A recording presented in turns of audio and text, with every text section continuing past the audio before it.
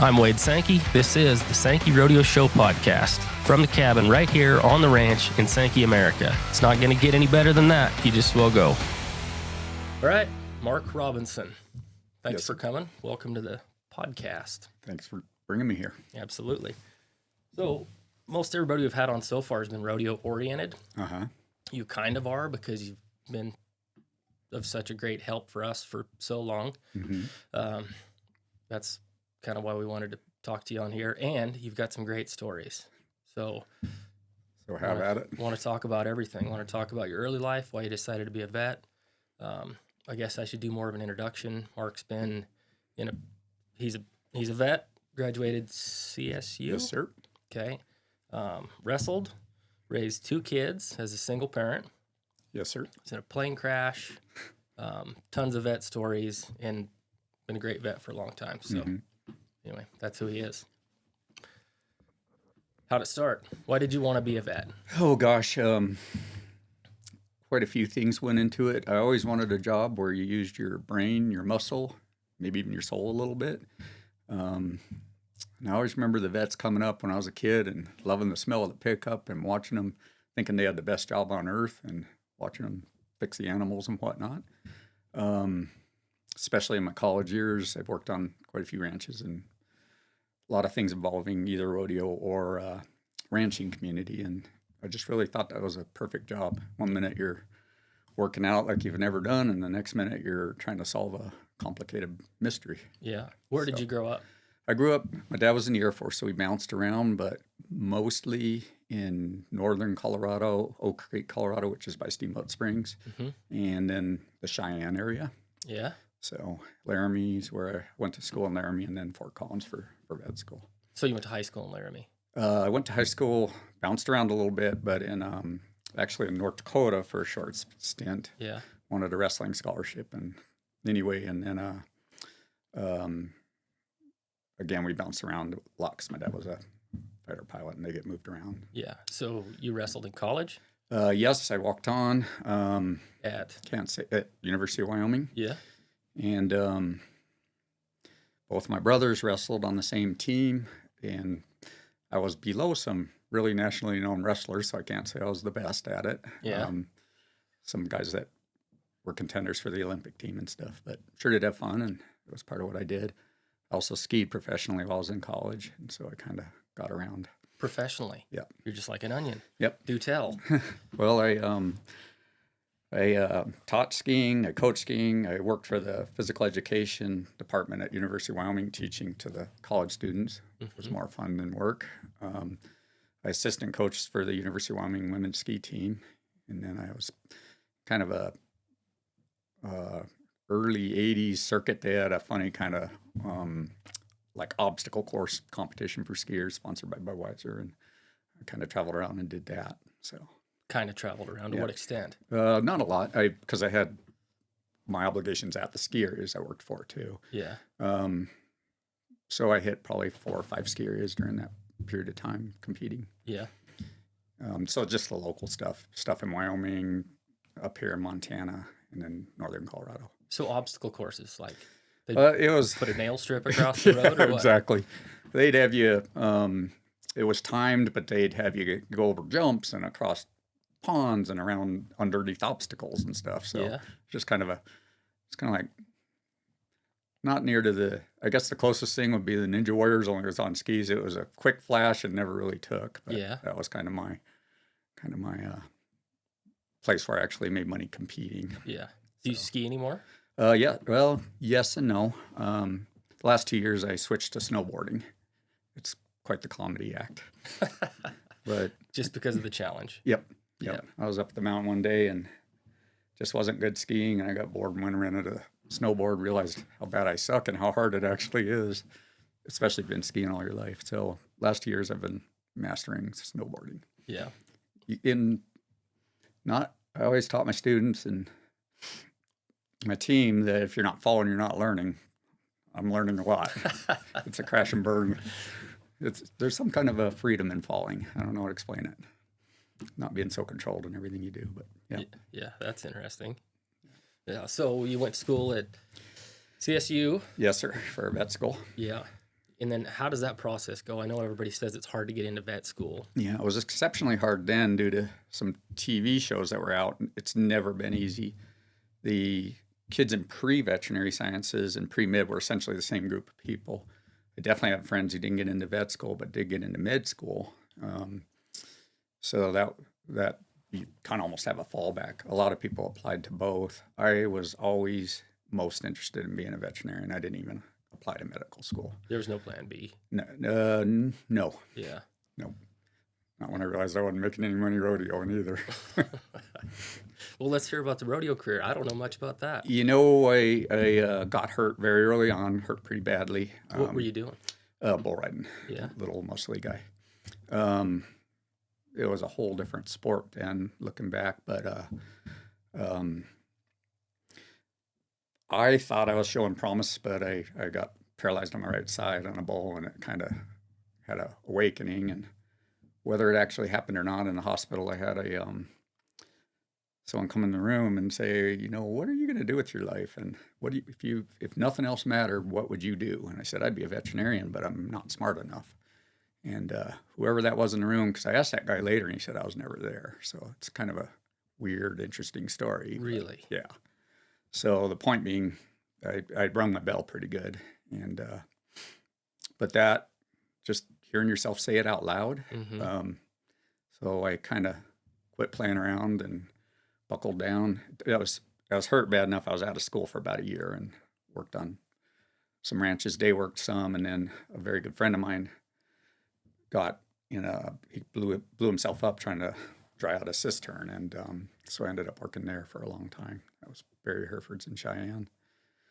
So after that, I buckled down and pretty broke. I went to school in the shirt string method. Had to spend a few nights in the park and stuff, but it was that made me stay in the library until it closed to stay warm. So I did a lot of studying, and Yeah. always made my jobs my play. So I had really therein lied the coaching, teaching skiing, and lifeguarding, stuff like that. Anything that was fun, I'd go do as a job. Yeah. So do you have any lifeguarding stories? Just a lot of pretty girls. You're sitting up there.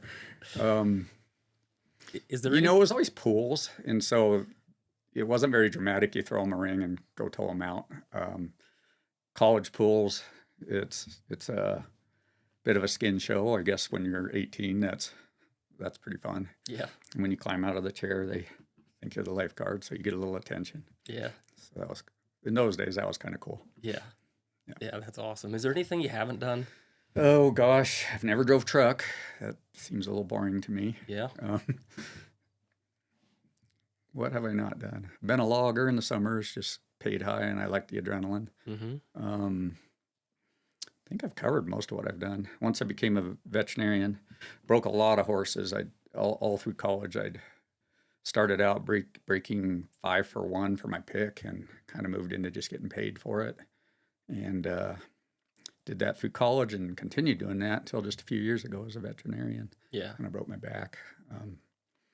So that was always my detente, or walking around pen, and life melts away, and you kind of have to change in order to do the best for that horse. Yeah. So a little bit of a escape, release. Mm-hmm. Yeah. It's cathartic. Mm-hmm. I always tell people I have to go in around pen and throw up for an hour or two, emotionally. That's great. After vet school, where did you go? I landed right here in Laurel, Montana, and worked in a practice there for 3 or 4 years, about 4 years, Mm-hmm. and kind of spun off. There was a great practice and good folks, but I've always liked the more challenging cases, and they just weren't set up for a lot of the stuff I do. I was in town, and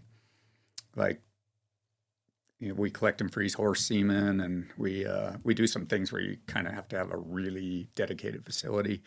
Lots of major surgicals has kind of been something I've enjoyed, where a lot of the practices will do the not so crazy special equipment and all of that surgeries. So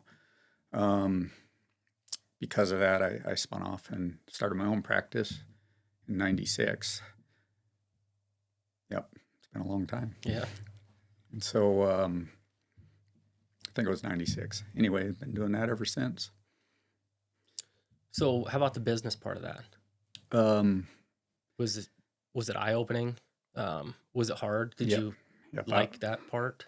You know, when I knew I was going to spin off, without getting into the weeds on this, I actually stepped out of the other practice, and I was going to go down. I had lots of friends and people I dealt with and stuff down in Colorado on the Front Range. And I drove down there, and in the time I was driving there, I probably had 20 calls on my phone of, Mark, you're the one in the practice, and they were the people that I was working for. We need you up here. And by the 3 days of me scouting around down there, I was just backed up on work, and a lot of it was stuff that I was doing the majority of that. Back in the day, I used to fertility check just hundreds and hundreds of bulls.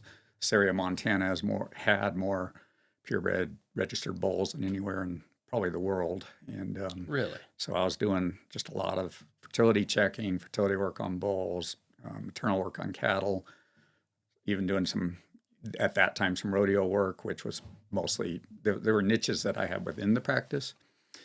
So came back up, my wife and kids kind of pulling their hair out.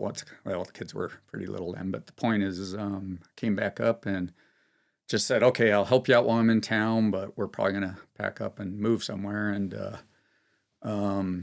first day I went out, I did $1,500 worth of work, and it's not nearly what I was making a day as a veterinarian. And I was just like, what's going on here? I didn't realize, that money could be made. So kind of went out on my own, worked out of my pickup for a while. And while we were building our practice, I got a job, one of the hardest jobs I've ever done. Luckily, I was pretty young then, where I would go out and spay. I had to spay 10,000 heifers at a local feed lot. That was in March, which is very much winter here. So I get up at 3 a.m. and go spay 400 heifers and be back to work by 8 a.m. But my hands would be stuck in a fist by then. It's very cold and you're in water the whole time. But I think I made $4 a heifer.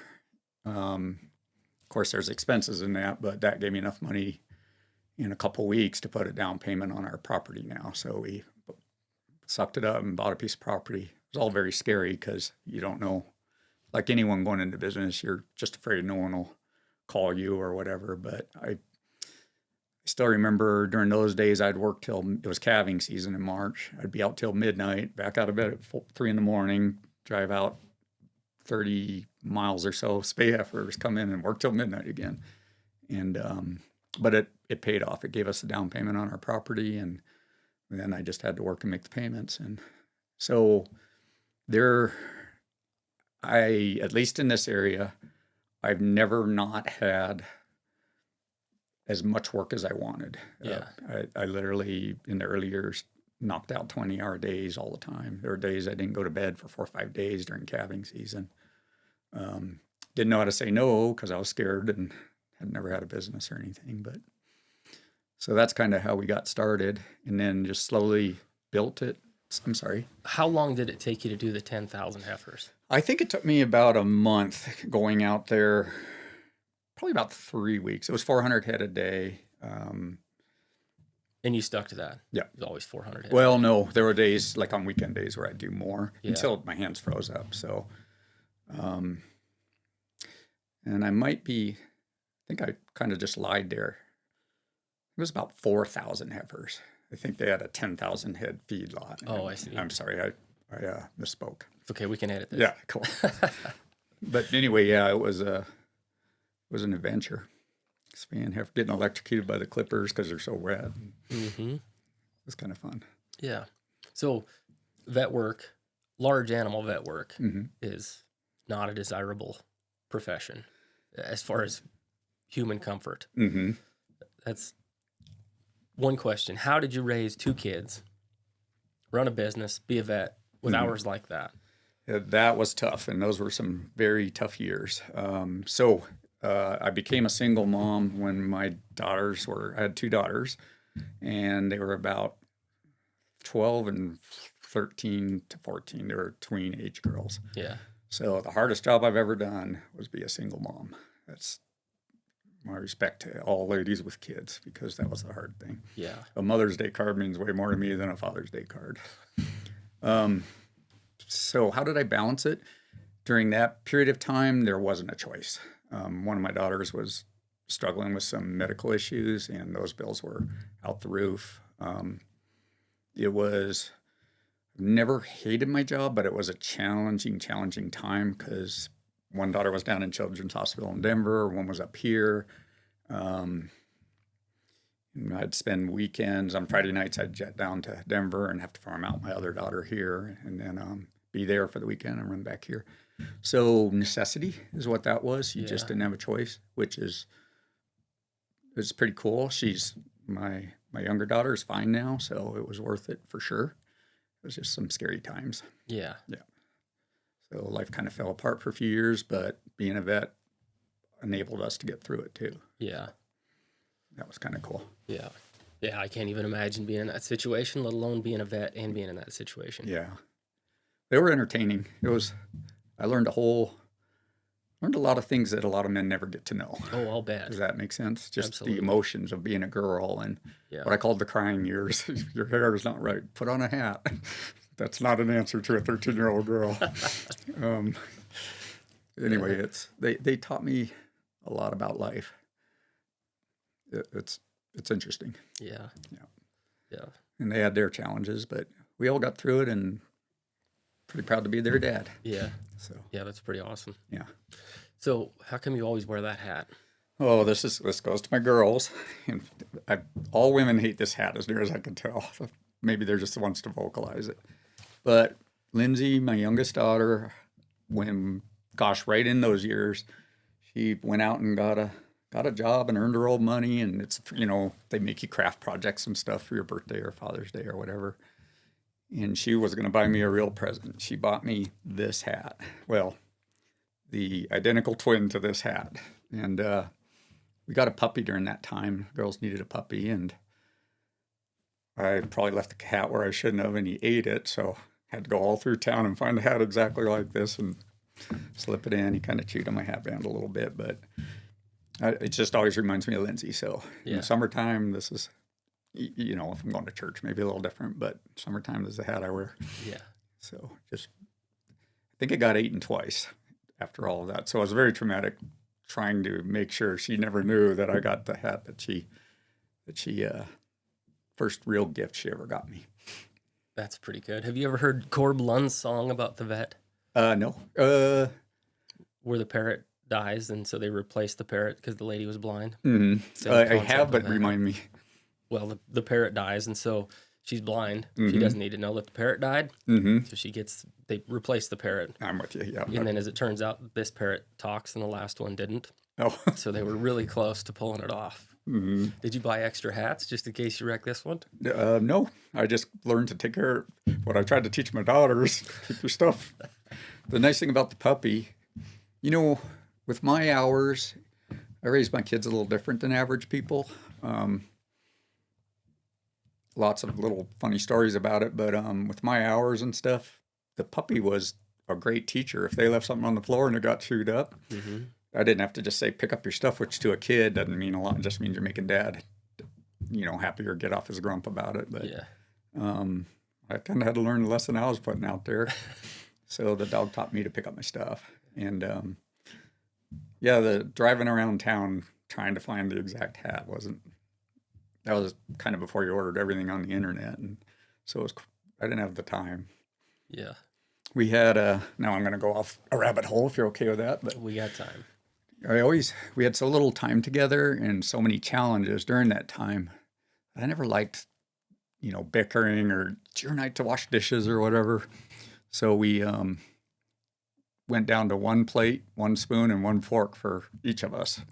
And then I just hid all the others in the garage. And I didn't care. If you either washed it before dinner or after dinner. And anyway, So then every now and then, for whatever reason, some lady would come in our house and have mercy. They'd look in our cabinets or whatever. I'd be giving them a snack or something, get out my one plate or one fork or one spoon or one glass. And so people bring us boxes of dishes. Like a week or two later, I'm like, no, you don't. You're not understanding the concept here.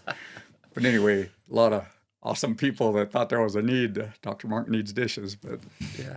so I think we've got quite a few boxes of dishes out in the garage to this day. Somewhere. Yeah. Towels. We were always being, people bring towels to the vet clinic. Or you could always use them, but if they were nice, I'd take them home. And anyway, so we always got stocked with dishes and towels and lots of food too. Yeah. I think everyone realized how bad of a cook I was. I like the concept about the dishes, though. Yeah. Yeah, that's genius. We had back then the screens weren't as much. They're certainly there, phones and stuff, but it was early on. I just cut every cord in the house, and to this day, my kids don't really watch the TV I mean, they use them, but it's not really they go out and do stuff. So Yeah. we just kind of had to run life a little different with their schedule and stuff. A little simpler. Yep. Yeah, a little more direct. Yep. Never had an argument about dishes again. Yeah. That's awesome. You knew your own dish. Yeah. Danielle's going to listen to this and she's going to copy. Yeah, that sounds like my advice to mothers. I Yeah. can tell them what not to do too. When they had, okay, two dads and your daughters are early teenage girls, there were some bad first experiences for them and me, which I really had no clue with your first period and stuff like that. I hope that's something you can talk about here. But Yeah. went to the grocery store once and bought one of everything. I was like, you're gonna have to work this one out on your own. I wish I wouldn't have cut those cords so I could Google this. Yeah, exactly. But I'm sure how you got the feeling if I started Googling that, I might come up into some places I don't want to be. Helicopters and sirens showing up. Yep, exactly. Yeah. Yeah. Well, that's pretty cool. You got to have some great memories of that, looking back on it. Yeah, lots of my daughter that lives here in town is what that shaped them into. She became a really prominent. She's shorter than me. She's maybe makes 5 feet. She became one of the best women's marathoners in Montana, if not the top of the state for a while. I never really figured that out. So Yeah. with a stride that little, that's quite a thing. They became tough. I gotta admit, they could burp the alphabet, and they did some. You could tell they were man raised at times, but now she's a school counselor, and she went down to Teach for America, and which is like very challenged for her. It was kind of ghetto schools, and her forte for many of the schools in that city was when a kid run away and climb a tree, they'd call her to go wrestle the kid out of the tree, which I always thought, there's something to put on your resume. I can get a kid out of a tree. Exactly. So Yeah. You can always be a fireman. yeah, exactly.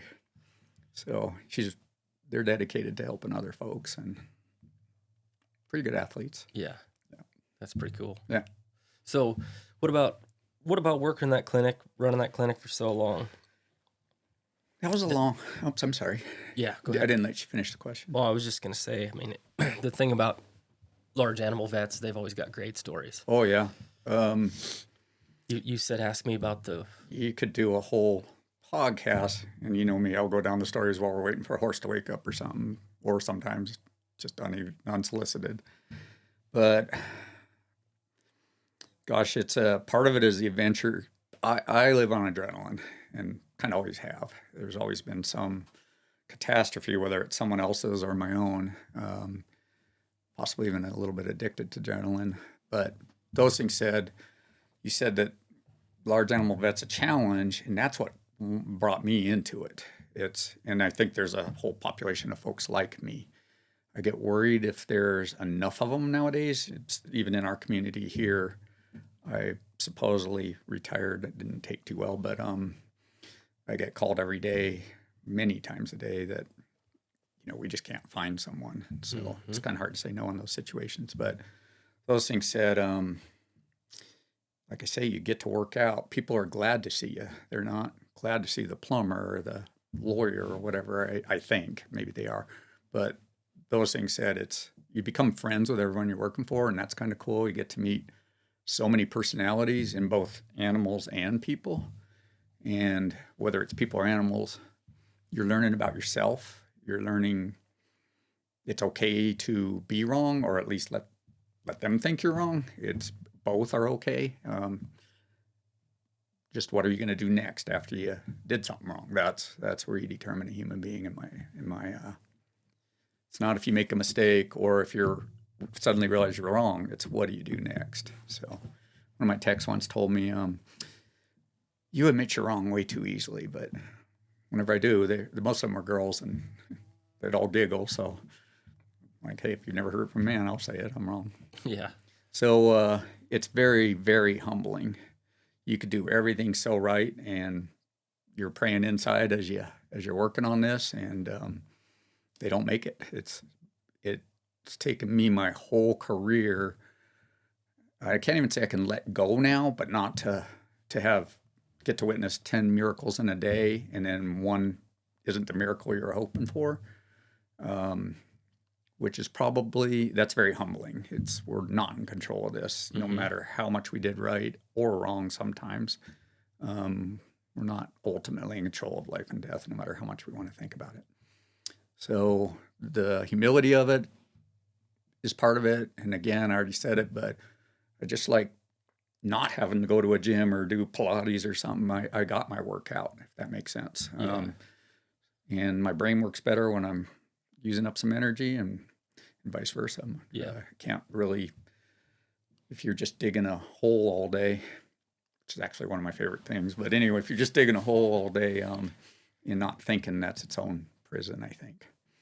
So why they're not going into the large animals much, I don't know. There's a lot of adventures. It's kind of moving from one adventure to the other. This has never been done, but who says it can't be done? And so we've got a few things under our belt like that.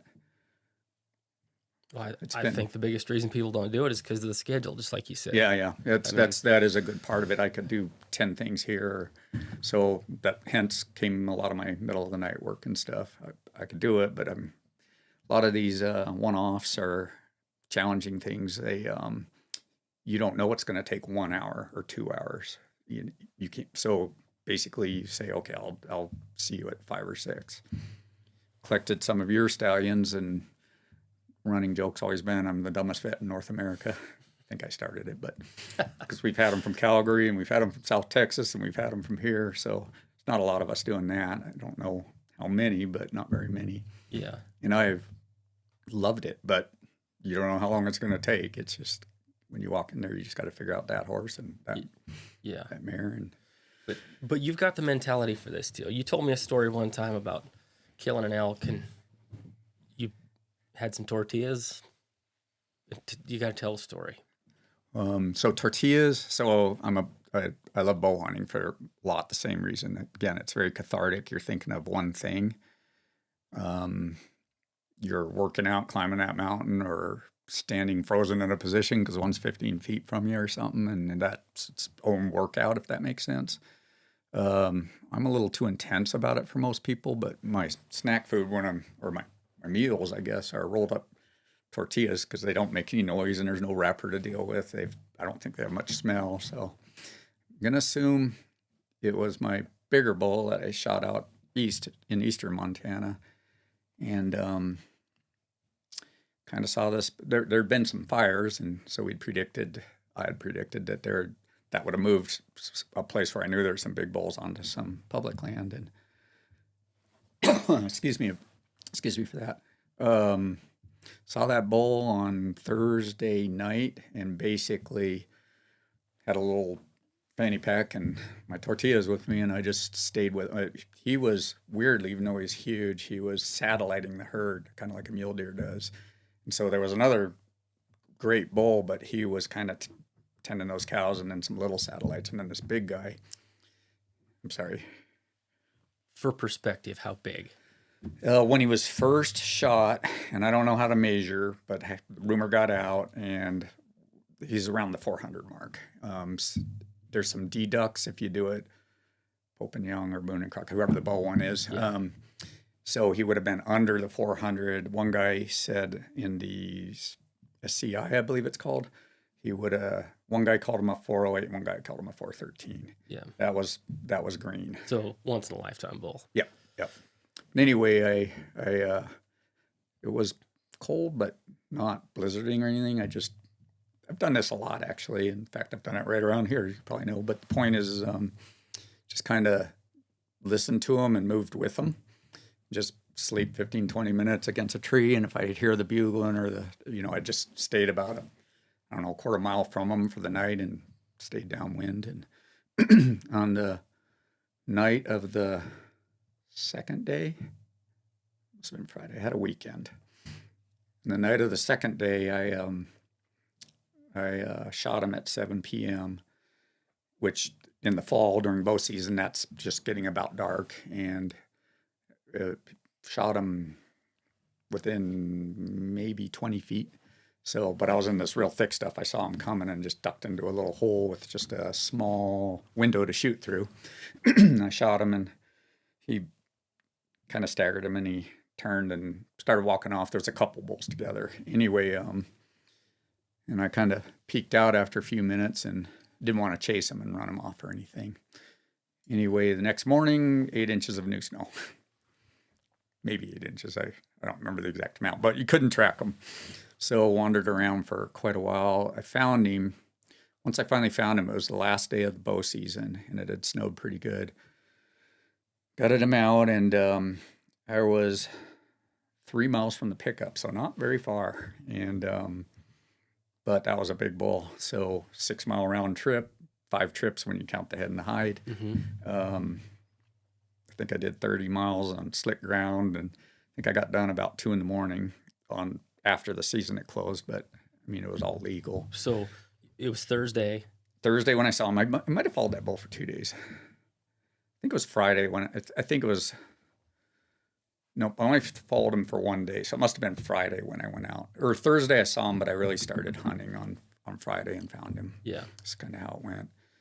So anyway, I'd been bucked off a couple years earlier out breaking colts. I'll work them in the round pen for 4 or 5 days, and then I take them out to some of these hilly, gnarly ranches and kind of get them locked onto me, I call it. Let's develop a little trust. And one of the horses bucked me off, and I dislocated my hip. And that's a story in and of itself because I was a ways in. But the point is fast forward 2 years, I mean, my hip was getting by until packing out that elk. So I always say that elk cost me a hip. I had to have my hip replaced.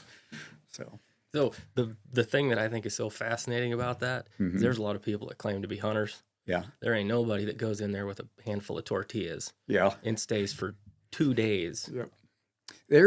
It's kind of funny because people ask me to take them hunting. I get lucky and pretty much would hate hunting with you. That's what happens. Yeah. I took someone in the family, I won't name names, out once, and it was cold and bitter, and as he was walking, the ice on his cuffs of his pants were kind of swishing. I'm like, you gotta walk with your leg. Anyway, he looked at me like I was from Mars or something. But yeah, but it's cool. You get to be 15 feet from these guys. You know, I don't, because I hunt alone. I don't bugle a lot. I just go into them and get them, and don't tree stand hunt. Been a lot of years I didn't get one, but usually I'll let quite a few of them go before. It's not about the killing. Yeah, it really isn't. And I wouldn't starve without them. We do eat them, but I like beef too. So yeah, I do have a list of people every year that kind of count on me. They could sure use the meat, so we usually keep a quarter and disperse the rest out. It's not about the killing, although I got to say, once I knew some people were almost planning on it, that made it a little more like at the end of the season, I might shoot one that I wouldn't have or something. Yeah. And it's not about the trophy either. I don't get them in the books or anything. It's just about the hardest challenge. Yeah, exactly. Yeah, exactly. It's probably one of my main passions. But that's some real predator shit right there. Real predator shit? I think so. Yeah. Yeah. Right. Very close to here. Probably the coolest thing I've ever had happen. Lots of cool things, but I was coming to a clearing and some Badlands type country, and looked over. I'd found a dead bull that morning, and which looked like a mountain lion kill, and kind of something caught my eye, and I looked over, and 20 yards from me, there's this mountain lion walking along with me, and we were both coming to a little clearing, and like all predators, I guess you kind of stop in the shadows and check so you don't expose yourself, and he's kind of angling in towards me, and we both stood there. He was looking out in the clearing, and I'm looking over at him out of the corner of my eye, and we're 15 feet apart. And that's probably And he didn't know you were there. He never saw me. He walked out first. And the weird thing is I had a camera in my lower pocket, the pocket below your knees on your pants, but a little video camera. But if I'd have moved or even blinked, that'd have been that. I don't know. He'd probably ran off. Most of the time you just get a glimpse of them, kind of. Yeah. I can't tell you how many times I've seen the back half of a mountain lion just kind of disappearing, in the long tail. But to have one right there. So it was that was pretty cool. Yeah. That's not what I killed or anything. That's probably that memory I'll go to the grave with. Yeah, that's pretty awesome. Yeah. Had a grizzly bear. We could get into hunting stories, and that'll be a whole nother podcast. Had another place very near to here, down off the mountains. Creeped up. I heard some noise, and I knew there was a big buck that lived in there. And I was bow hunting, and a whole bunch of thick pines that were 4 or 5 inches trunks and pretty tall, but there aren't even any branches within reach. And what are in reach are pencil size, so you weren't climbing a tree. But I heard this noise, thought it was my buck, or assumed it was, and kind of creeped up. And probably took me 2 hours just to keep the wind right and everything. And I kind of heard a commotion up ahead of me, maybe 20 yards, and kind of peeked over this log. I was on my belly, and first thought went through my mind, because it was out of context. This guy shouldn't have been where he was, but peeked up, and I thought, what? I thought it was an Akita dog. It's just the thick hair, and my mind was not on grizzly bears in this area. Anyway, then I looked again, and I'm like, no, it's a black bear. And then, no, that's a grizzly bear. So he stood up. I kind of got in a squatting position, and I'm kind of looking around, what do I do? And he probably 5 minutes, felt like a long time, but probably 4 or 5 minutes. Then the wind shifted, and he smelled me, and he stood straight up, barked at me, and turned around, just ran like hell. Thank God. Because I'm like, I can't climb these trees. My thoughts were, I couldn't even get an arrow out, or he'd see me at that point. My thoughts were I'd stick my bow in his mouth and choke him. Yeah, or he'd bite the broadheads on the bow, or I don't know. That's the only idea I had, was if he's going to attack me, this bow is going in his mouth and poke him in the eye or something. I don't know. But then it was so cool when I realized how cool this was and how close I was. How close were you? 15 yards. Yeah. Yeah, that was pretty cool. Hunting stories, you never know if they're true, but I'd say 15 yards. I'm a creep. I know you well enough to know. I'm a creepy little bastard. Yeah. Yeah. Sneaky little bastard. Sneaky, not creepy, sneaky. Yeah. But anyway, then I realized how cool it was, and he took off, scalded cat. So I kind of went over this hill, and he ran out of the trees, and they have a glimmer, and their hairs are running, and the rolls of fat are in the fall. And so I kind of chased him. I just kind of wanted to keep seeing him, not running after him, but chasing to see him more. Well, it got dark, and it was, again, a few miles to the pickup, and kind of started thinking that was just a bad idea. I was pitch black. All I have was my bow, and I can't see anything around me. But another one of the cool stories. Then where he was, so the guy who managed this ranch, very good friend, and but he, he's an older fella, and he'd go to the coffee shop every morning, and he was a clearinghouse for information. Well, I told him, I sat there and debated it, but I went to him and I told him, hey, don't tell anyone this, because they're going to call BS on you, or me. But he had heifers out in that same pasture, and they were taking salt now. And I said, I think you need to know that there's a grizzly bear out there. And this is going to turn into a long story, because it leads right into another one, but you could edit out what you don't like. Anyway, I don't want to name his name. I don't know why, but there's nothing bad about it. But anyway, he said, oh, the heck you say, and thanks for letting me know. And I went home, and rumor, like the next day I'm out doing calls, and did you hear that there's some guy who claims he saw a grizzly bear over here by Boyd? And Nope, didn't hear anything about it. I'm like, not even 24 hours, and the rumor's all out and about. And then the game warden heard the rumor and said, no, that's just a big black bear. Well, I got kind of like, that's my reputation, I know. I got on my high horse. So I went and bought a video camera. It was back in the day, so it was 2011. There's a reason I remember that, but those high-8 video cameras. Mm-hmm. So anyway, I took the video camera, bought it, and I was going to go find this dang bear and clean my reputation, And later on, it got out. There's a vet who saw it, and I'm like, this is getting really close to home.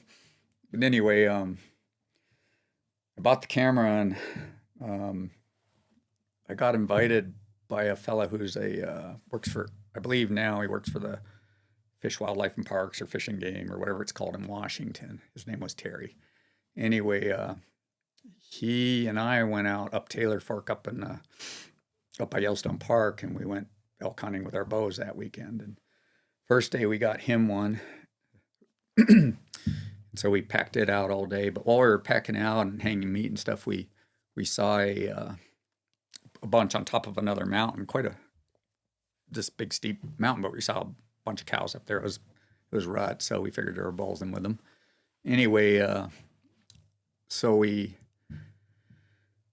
hike up there the next morning. That night, the bears were getting into our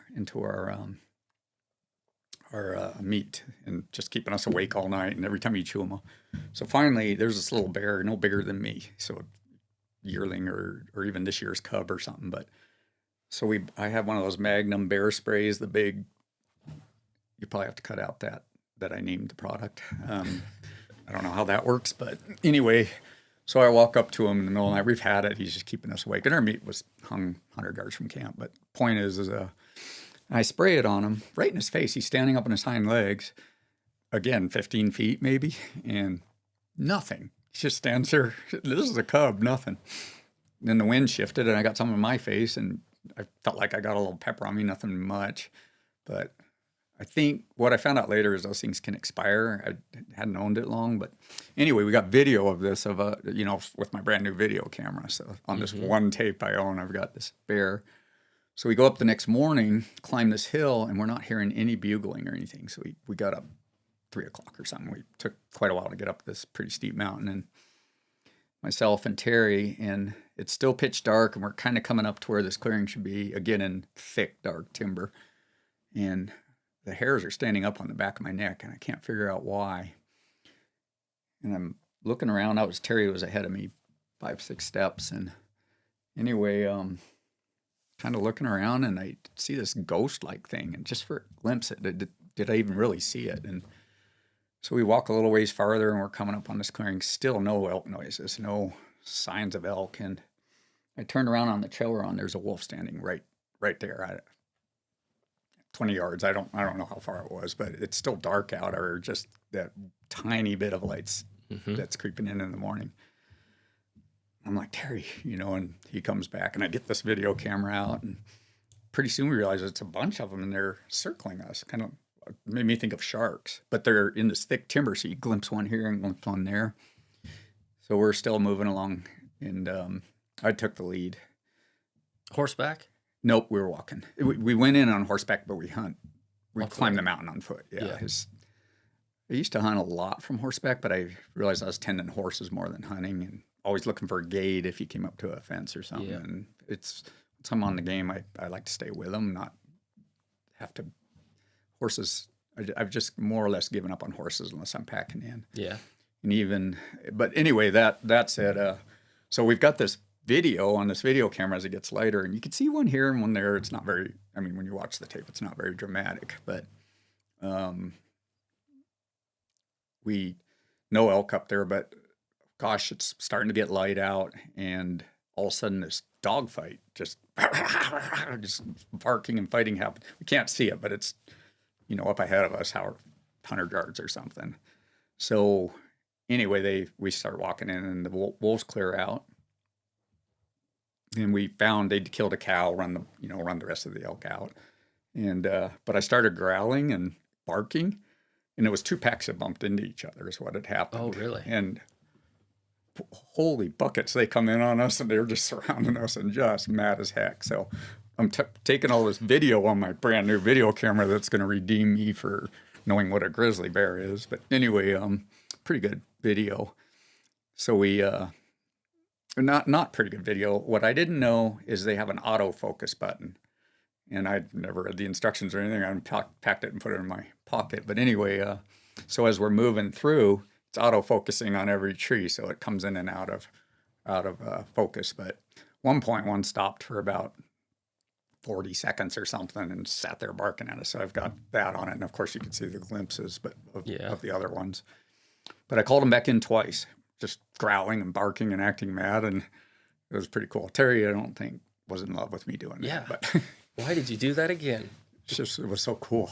Anyway, so then that same year, I bring this camera everywhere and got really good bull fights. And I got some video of a wolf, or excuse me, a coyote and a bobcat fighting over a rabbit. That was pretty cool. Yeah. So I have this one high 8 tape or whatever they call it, little bitty, look like the old VHS tapes. Yeah. Anyway, and I bought more tapes because we videoed a lot of our like surgeries and stuff if they were interesting or we were trying something new.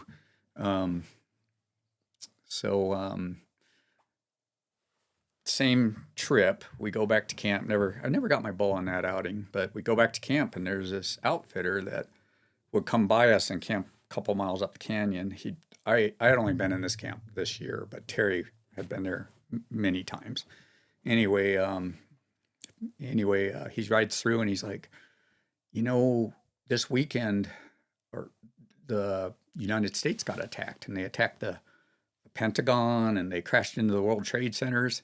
Well, every year he'd come in, and he didn't like that just, people were by his camp. But it's national forest. He had no more rights to it than anyone else. But he'd try to run us out one way or the other and run them out. And so we were all hearing the story and just, he'll try anything to get us out of here. So we missed all of the 9/11 excitement. But really, and that's how I know it was 2011. But the point is, driving out, we stopped at a McDonald's or something, and they had a TV in there, and there's all these, 3 days after it happened, but they were still covering it pretty hard. Yeah.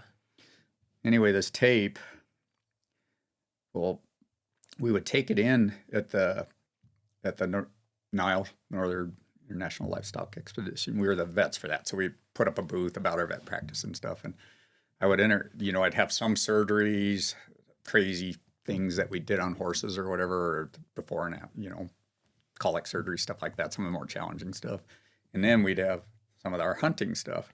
Well, in all of that Nile, that big trade show, there was a crowd around this huge crowd around our table. I don't know if it ever mattered to the vet business, but they're all trying to find the wolves in the video, and the noise, the sound on it would attract people in, and they'd come watch. And anyway, there would be like 40 guys all crowded around the table. Look at this. And then it would jump to, a coyote and a bobcat or whatever. Yeah.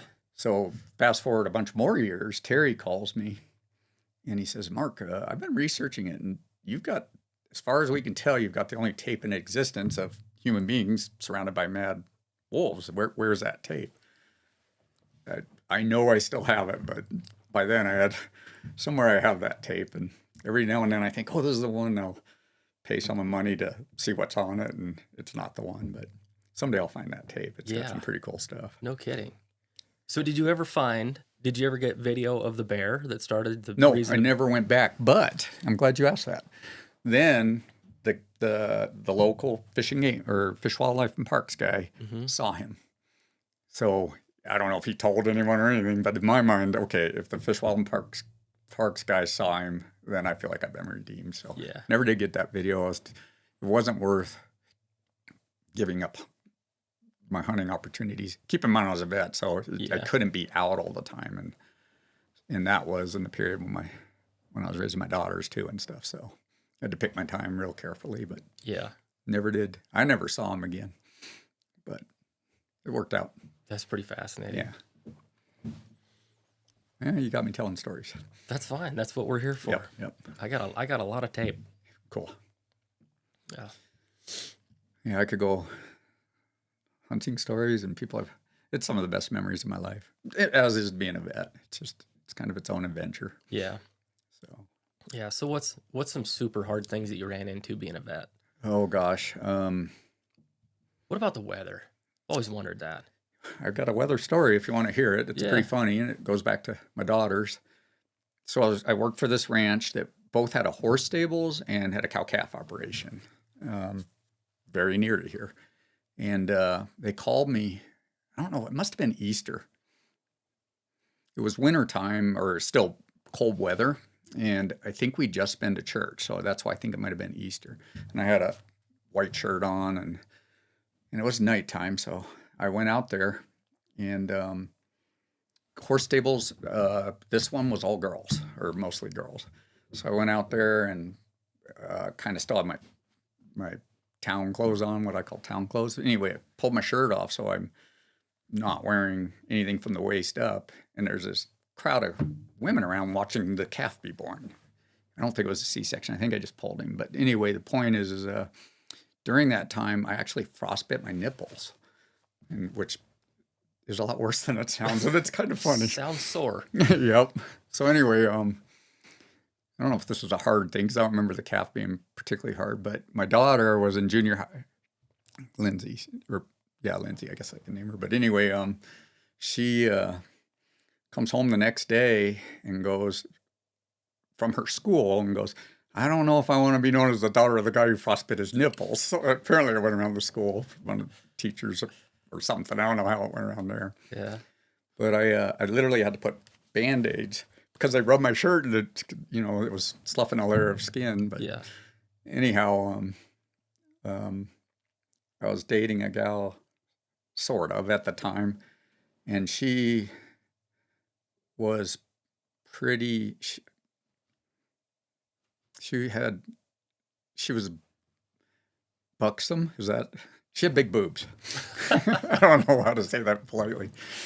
So she gave me this present. I get it. She drops it off at the clinic. Being a single dad, I didn't date too heavily or anything. Anyway, I just kind of kept anything light. I didn't want my daughters. Everybody gets divorced, and then dad's with a new. I didn't want that for them. But anyway, she drops this present off at the clinic, and I open it up, and it's a big bra with hand warmers taped into it. So I love her sense of humor, and that was pretty funny. But now I have this big wore out old bra, and I'm like, I can't leave it in the clinic. That there could be sexual something would be wrong with that. I'm not sure what. And I can't take it home if my daughters see this. That ain't. So I stuck it in the little console in my Ford pickup, and promptly forgot all about it. Yep. Mary, the best tech, one of the best techs you'll ever meet. She was with me for 16 years, a little bit older than me, and she was very short, and she had biceps and a washboard stomach. Mary's kind of one of my heroes. But anyway, she's riding with me one day, and my windshield's all cracked up, and you know about that. You don't fix them until you sell the pickup because it's just going to crack tomorrow. But I got pulled over for speeding and a cracked windshield. Well, that's a vet. Anyway. They had to ask for your insurance. Yep. And I'm in there sorting through and don't even realize it, but I pull this bra out of the way and I'm holding it here. Highway patrol's right here. Mary's sitting here. And I'm sorting through. You see my pickup. Anyway, trying to figure out where I put the insurance. And I don't think I ever did find it. But anyway, Mary's looking at me. I kind of look up, and Mary's looking at me like what the heck, Anyway, I look over, and I'm holding a bra. And I'm like, oh, Mary, this isn't what it looks like. And highway patrol's there, and I'm like, sir, I don't know where my registration and my insurance is. But he walks up, and it takes a while to figure out who I was. I had my driver's license, I think. But anyway, comes back and he goes, yeah, I've got you on $260 worth of stuff here, but I'm going to let you go. It looks like you have enough problems. And I looked over, still, it's not all registering. I looked over at Mary like, what did he mean by that, Well, she informed me that he thinks she's my wife. And anyway, it took me a while to catch on, but that bra paid off. Saved me from a good ticket. So, bless her heart. There's probably going to be some people listening to this that start carrying a bra around just for that purpose. Yeah. I highly recommend it. If you're, I've heard girls, you just have to cry, and guys carry around a bra and act like you're in trouble. Mm-hmm. That's a good idea. And if you have to take your shirt off in the winter, it keeps your nipples warm. There you go. Yeah.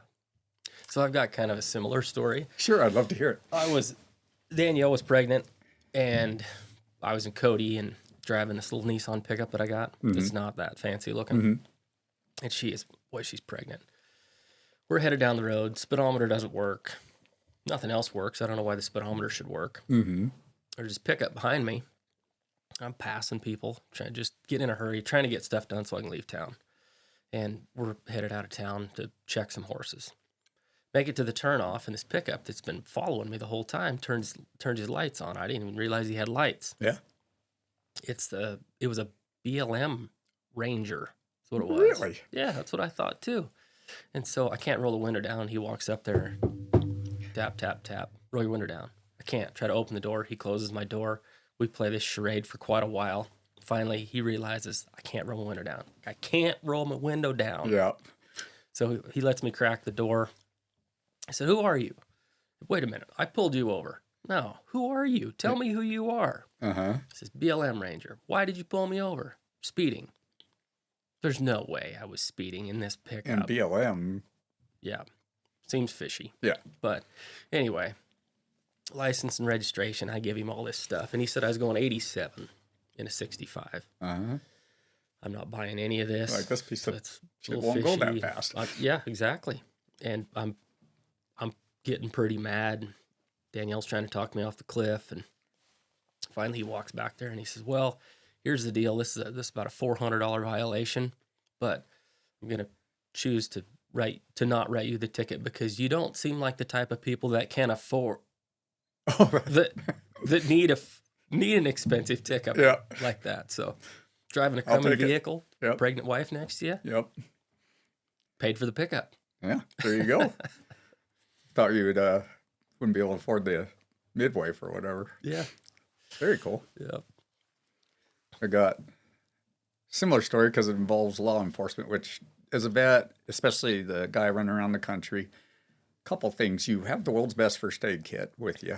Yeah. So I've been in a lot of where I've pulled over and you're the first one there because you're the only one driving around at 2 a.m. or whatever. But one night I got called out to deliver a foal, and it was on the outskirts of Billings, and this road that I got onto, I didn't know it at the time, but it looked like one of those loop roads that comes back to the main road. That makes sense.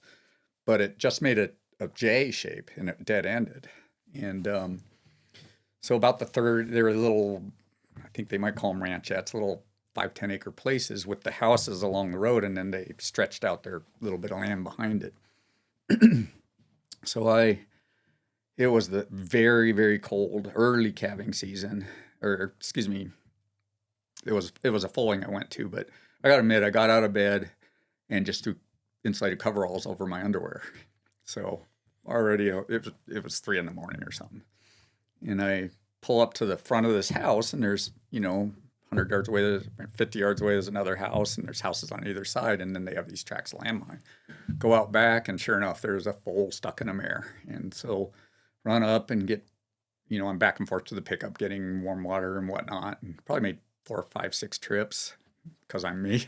But anyway, we got the foal out and everything, and I pull out and just thinking that I'd just finish the loop and get back on the main road and go home.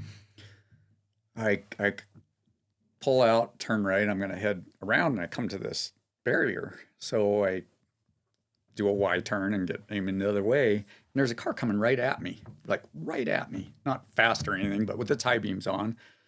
So I'm kind of sitting there or creeping along, and then I flash him a couple times, nothing. And then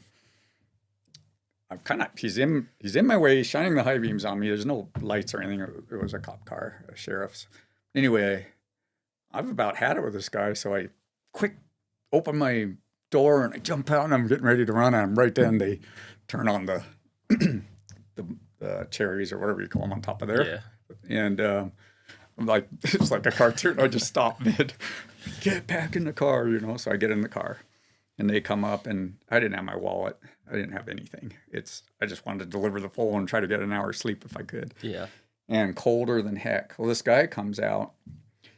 Well, he's standing there with his door open, and he makes me stay in the car for like 10 or 15 minutes. And he's standing outside. And it's kind of a shadow. I can't really make him out, but it's cops. And what did I do? So I think two other cop cars come in. And they're all shining their lights on me. And I think it was a weekend night. And I remember thinking, it's the weekend. Don't you have any drunks to go catch her? I mean, there's got to be more than harassing the local veterinarian. So the guy finally walks up and he's driver's license registration or whatever. And I didn't have it. And you're mad. Yeah, I'm mad. Yeah. And I'm freezing. But so this guy walks up, he's got a flat top crew cut haircut, his bulletproof vest, and a short sleeve shirt. And he's been standing out, I'm at least in my pickup. Mm-hmm. He's been standing out there. I'm like, he just looked like the movie, the quintessential movie cop. Yeah. And he goes, okay, what were you doing out here at this hour of the night? And one of the neighbors had called in that we were robbing the other place, which makes sense. I'm opening up my box and everything, and I'm back and forth putting stuff in. And anyway, and they were convinced they just caught a robber, which I guess maybe I would be too. Yeah. But they're like, well, what were you doing? I said, I was delivering a foal. Well, he's a city guy. And he goes, nobody makes deliveries in the middle of the night. And I'm like, no, I was delivering a foal. He goes, a bowl? The guy didn't know what a foal. And I mean, we do this Laurel and Hardy thing for like 5 minutes. And I don't know if I ever. Then he goes, what do you have in that box there? Drugs. Not the. Wait a minute. Do you understand I'm a veterinarian? I basically, we do this comedy act. And the other two guys have their guns on me during all of this. Anyway, sure enough, they call it in. And I'd recently moved but the driver's license information they had a different address. But when he calls it in, their loudspeaker, when they told me to get back in the truck, was still on. So I can hear, they're like, oh, this pickup belongs to Mark Robinson, and he lives on such and such an address, which I didn't. Yeah. The guy walks up and he goes, what's your address? I'm like, well, I'm going to tell you what I just heard, but it turned into quite the comedy act. Yeah. So yeah, usually the cops will give you, police officers, I don't know if cops will slur, I don't think so, but they'll give you a pass on most things. And I try not to abuse that, but sometimes I drive fast. Yeah. It's country roads, and why not? Well, and you're kind of an emergency vehicle. Mm-hmm, exactly. Yeah. They end up calling you for a lot of things too. Oh. So it's kind of nice whether it's abuse, a lot of times you end up knowing them pretty well. Town police I knew pretty well too.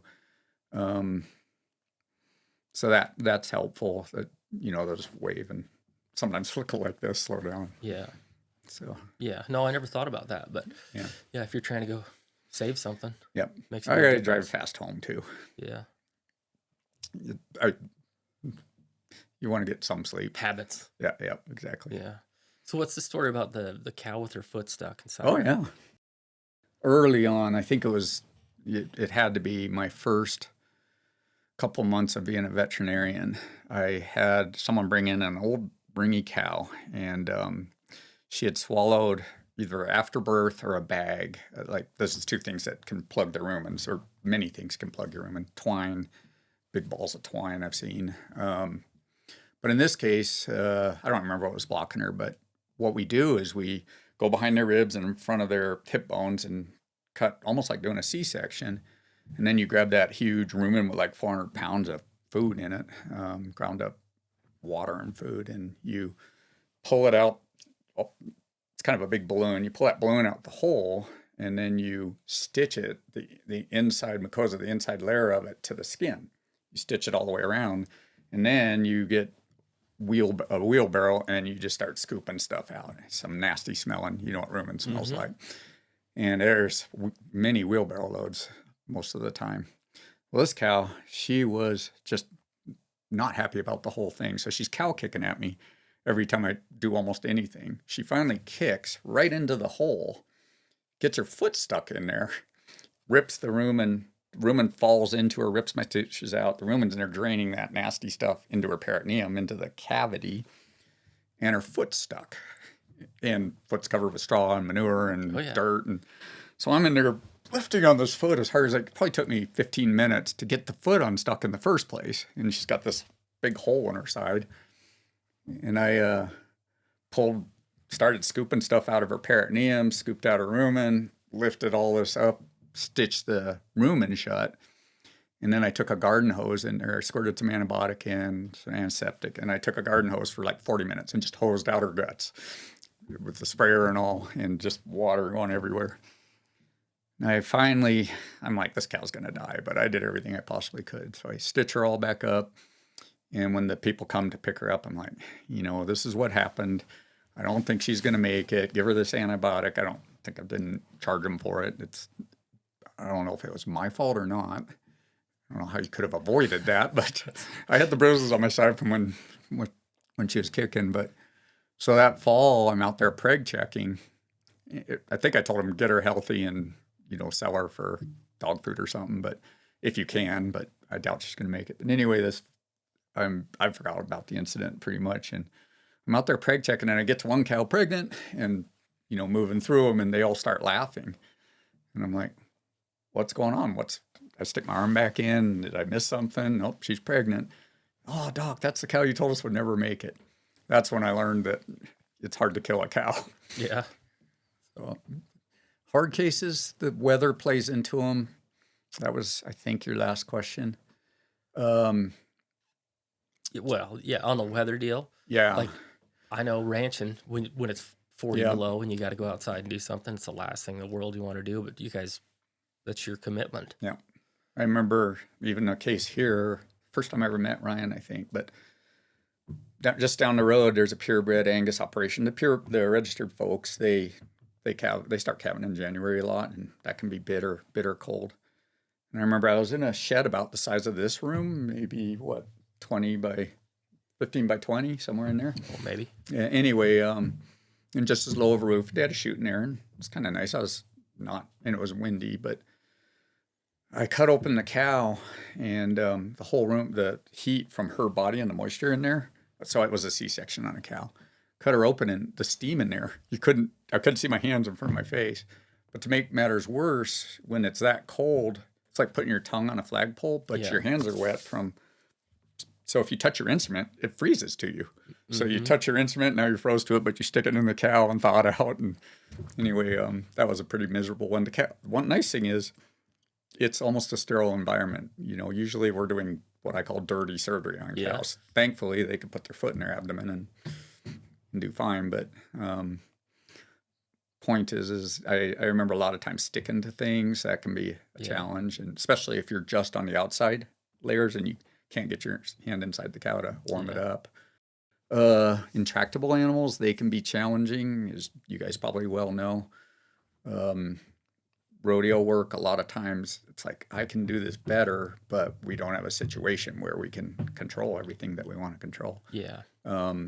So you almost have to, whether it's how the people think, how their facility is, bad facilities are, I got hurt once because a side of a chute broke out with a knotty bow in it, and it fell on me, and the bow went right over the top. I've been taken out by the head catch bars, those angled, they're loaded, and if that pops open, catches you. I've been knocked out several times by that. Had a couple people drop the back gate on my head while I was preg checking or something and knock me out. I've been knocked out a lot. Usually you wake up in the backseat of their car and I know to the hospital and no, turn back. Let's finish her job. Yeah, exactly. So at least they're gracious enough they'll run you in. But what about your injuries? What about breaking your back? That was exactly where that happened. Yeah. The chute came down and just a fluke deal. I just turned around to grab something and the side broke out of the chute, knocked me down. Well, because the side swung out, bulls' necks are bigger than their heads. The next thing is he went over the top of the whole thing. It was also quick. I don't know if he ran over me or everything. It is amazing. So that broke my back. But I thought it just hurt my hip. So all these injuries, my dislocated hip, they all kind of came as a group within a couple of years. Detached my biceps and got in a plane crash. Those things said, I thought it was my hip because I was pinching the nerves that way. And it was sore. I used to run a lot. It was kind of keeps me calmer, and I could not be so hyper and get through my day better. But a couple months into it, so that was in April, I believe. And the end of June, I was out running, and I had to stop and turn back, walk back, which is that to me is just not your style. It's humiliating. Yeah, nobody's with me, but it's still humiliating. I don't know, admitting defeat. Yeah. And we had, bless her heart, we had this gal that I'd been her vet for years, and she was the PA for a really, really good back surgeon. Well, I don't know if my leg was going to sleep, and I was having some things that, as a vet, I know there's something going on with my back. And so she came in and said, "Hey, her name's Jamie. Jamie, just take a look. I want to tell you about a guy, and this is what's going on." And how far down the road was this after the injury? This was, I got injured in April, and this was in June. So, so she started testing me, and she's like, "You need to get in right now." Or the reason I know it was the end of June is I think I went in the next day or something. There's a doctor there that I love this guy because he wears his Western boots even in surgery. He's just down to earth. Mm-hmm. In fact, the day that we did our air delivery here, he was in the plane with me that day. He actually did the drop. Yeah. But anyway, those things said, Dusty, she's like, "Man, you got to have surgery, and you got to have it now." They took some x-rays, and the crushed vertebrae, there's a couple things they found out that were interesting. Number one, even though I wasn't the world's greatest rodeo, or this might be part of why, it's an injury that only bull riders get. The first thing out of his mouth is he used to ride bulls. Really? Yeah. I said, "Well, how did you know that?" He goes, "Well, the way you broke your back, you can't do it after you're about 20, 22. Your bones change. So that fracture doesn't happen when you, unless you're young." And he said, either you're jumping out of second-story buildings in a chair, landing on your butt, or you rode bulls. Anyway, so this is an injury I see with the bull riders, but he went in, and there's a lot of hardware in me. 4 surgeries, 4 approaches in 2 different surgical sessions spread over one day off, and then the next day. So I've got slices on all 4 corners. But anyway, it was 1.3 centimeters into my spinal cord. So like my leg was going numb. And yeah. In fact, one of the last jobs I did before the back surgery was some cryptorchids right here. Yeah. I was almost in tears. Running actually, off subject slightly, I'll take a little detour. But weirdly, in this injury, running made it feel better. Mm-hmm. And I think sitting like this or in my pickup, absolute pain, or bent over in surgery where you couldn't really move for a while. But running, it would hurt a little, but I think it just changed positions enough that until that one day I had to walk back. But the point is I actually had to wait. So they scheduled surgery. The 4th of July was coming up quick, and so they wanted me in the day after 4th of July. They wanted me in now. For some reason, I don't know if it was daughters or work, or for some reason I couldn't.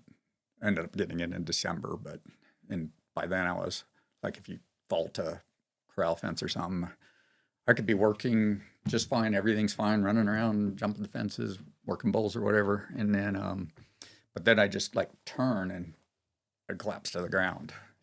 And so it was very positional. But when it hit that spinal cord, I'd be like hand climbing up the bars. But so it does worked this go out. back to when you were partially paralyzed? Yeah, actually no. But to be honest, I don't know when I broke my back. But I do remember waking up one night in the middle of or very early in the morning, and I couldn't get out of bed. Nothing would work. And I had to scream for someone to come get me out of bed. And then it all, I guess, moving or something, it all went away. Mm-hmm. So, of course, you're a little sore, and you expect to be.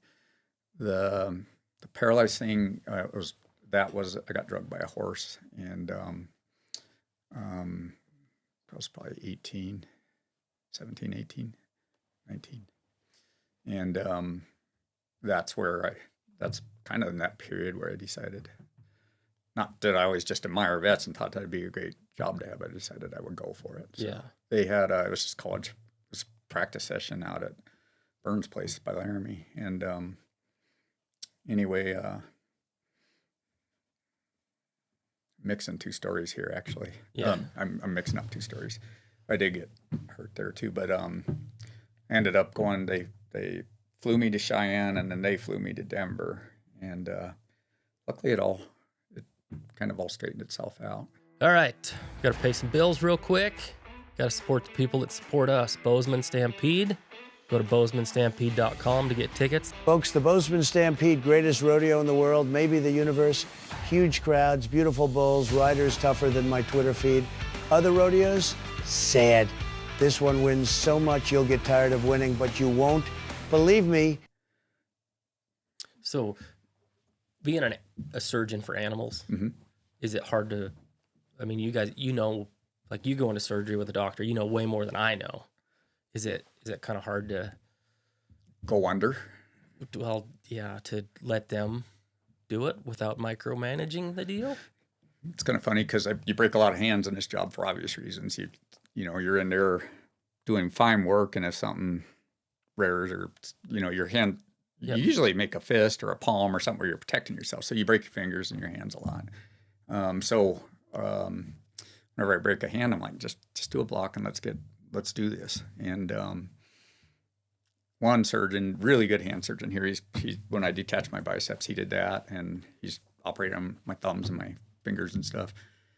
Great guy. I do his horses. So when I get something broke, usually several of his surgeries done on me, he does them at 9 o'clock at night. He just gets me in that day, and I'll be the last thing. But so it's awesome because I don't have to wait 2 weeks, and he gets me back to work. Yeah.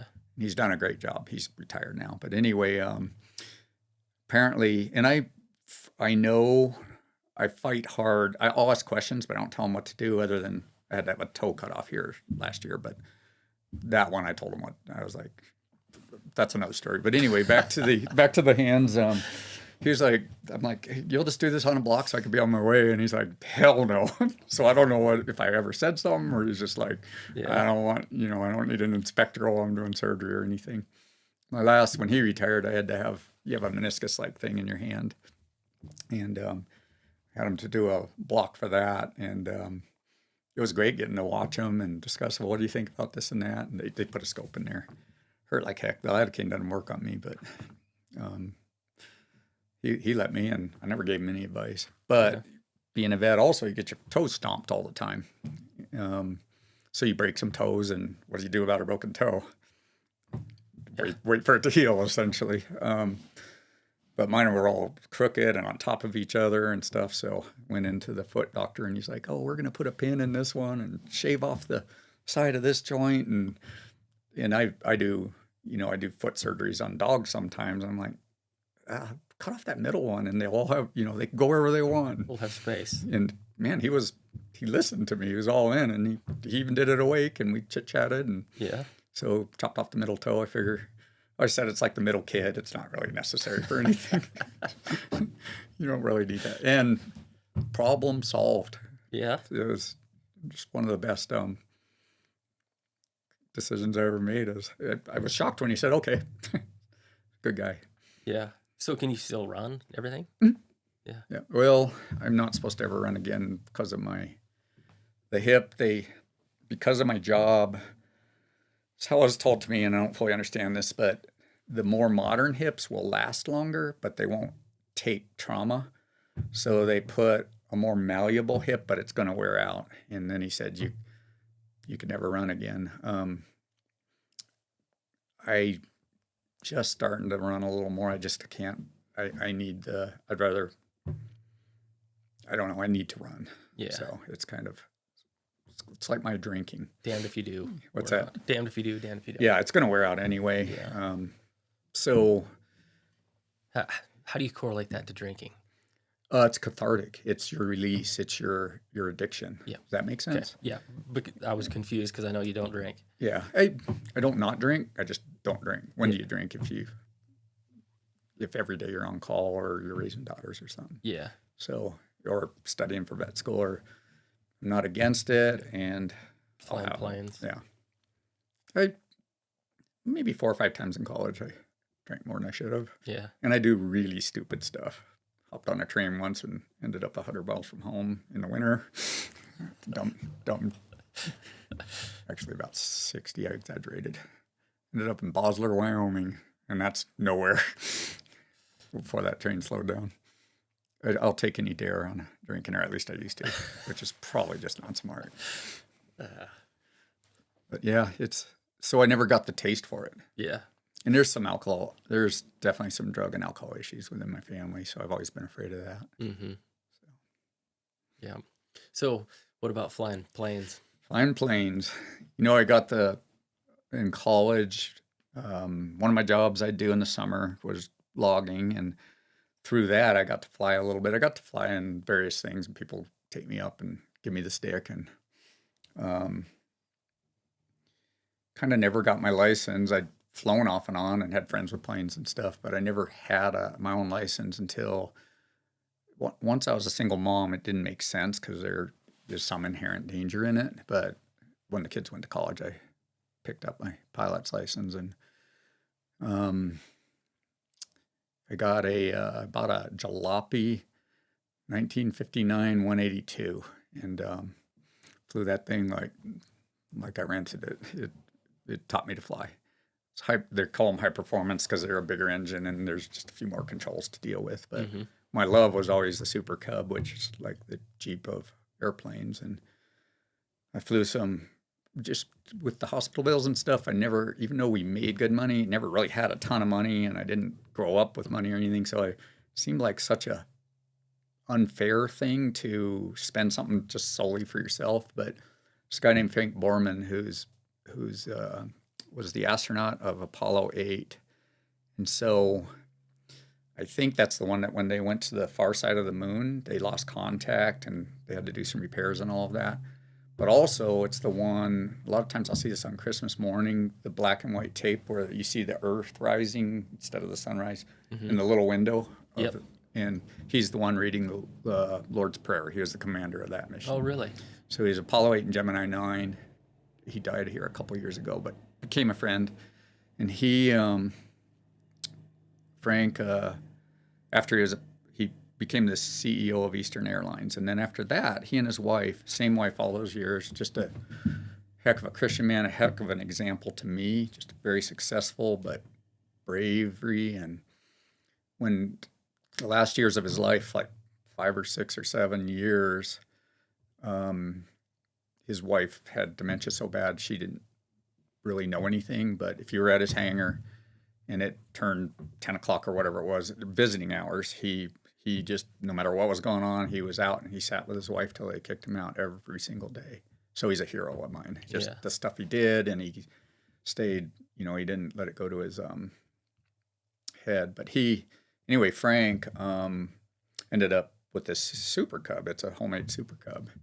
And I was in his hangar one day, and, well, we had another mutual friend who's a insurance salesman for aviation, for airplanes. Mm-hmm. And he called me one day and goes, "Frank, I want you to, come look at his plane." And I knew of this aircraft. It was my dream Super Cub.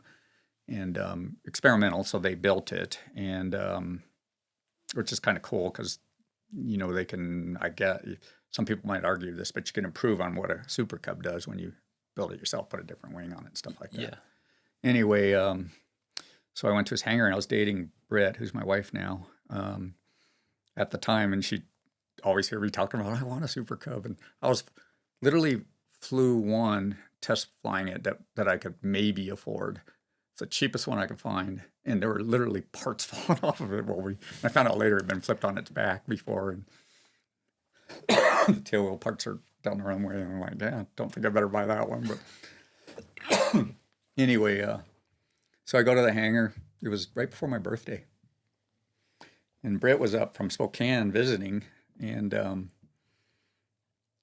she and he's like, Frank looks at me and he goes, "Well, how much do you?" I'm looking at this plane, and he's showing me it's got the better wing for taking off, and it's got all the, like, I like to be able to see out the top. A regular, it's an add-on to a Super Cub. Just pretty much had everything I want, a little bigger engine and just a cool plane. Yeah. Anyway, I'm like, I didn't even ask him costs because I'd seen it listed on Barnstormers at 149,000, 140. I don't remember what it was,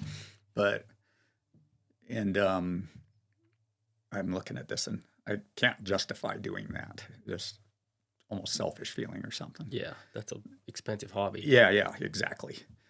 Anyway, he's looking. I go, Frank, this is an amazing plane, and you've done an amazing job. And how cool is this, but I can't afford it, Frank. I just told him flat out. Yeah. And anyway, he's like, well, how much do you have? And I'm like, for a plane. And I didn't, anyway, I'm like, well, if I scrape everything I have together, and I could probably afford 70,000, which is exactly what that Super Cub that was shedding parts as I flew it was. Yeah. And anyway, he looks at me and I didn't think I was making an offer. I'm like, this is what I can scrape together at that point in my life. Anyway, like if you find one that costs this, let me know. Yeah, exactly. Or yeah, I'd even have to think about it at the 70. Do I really?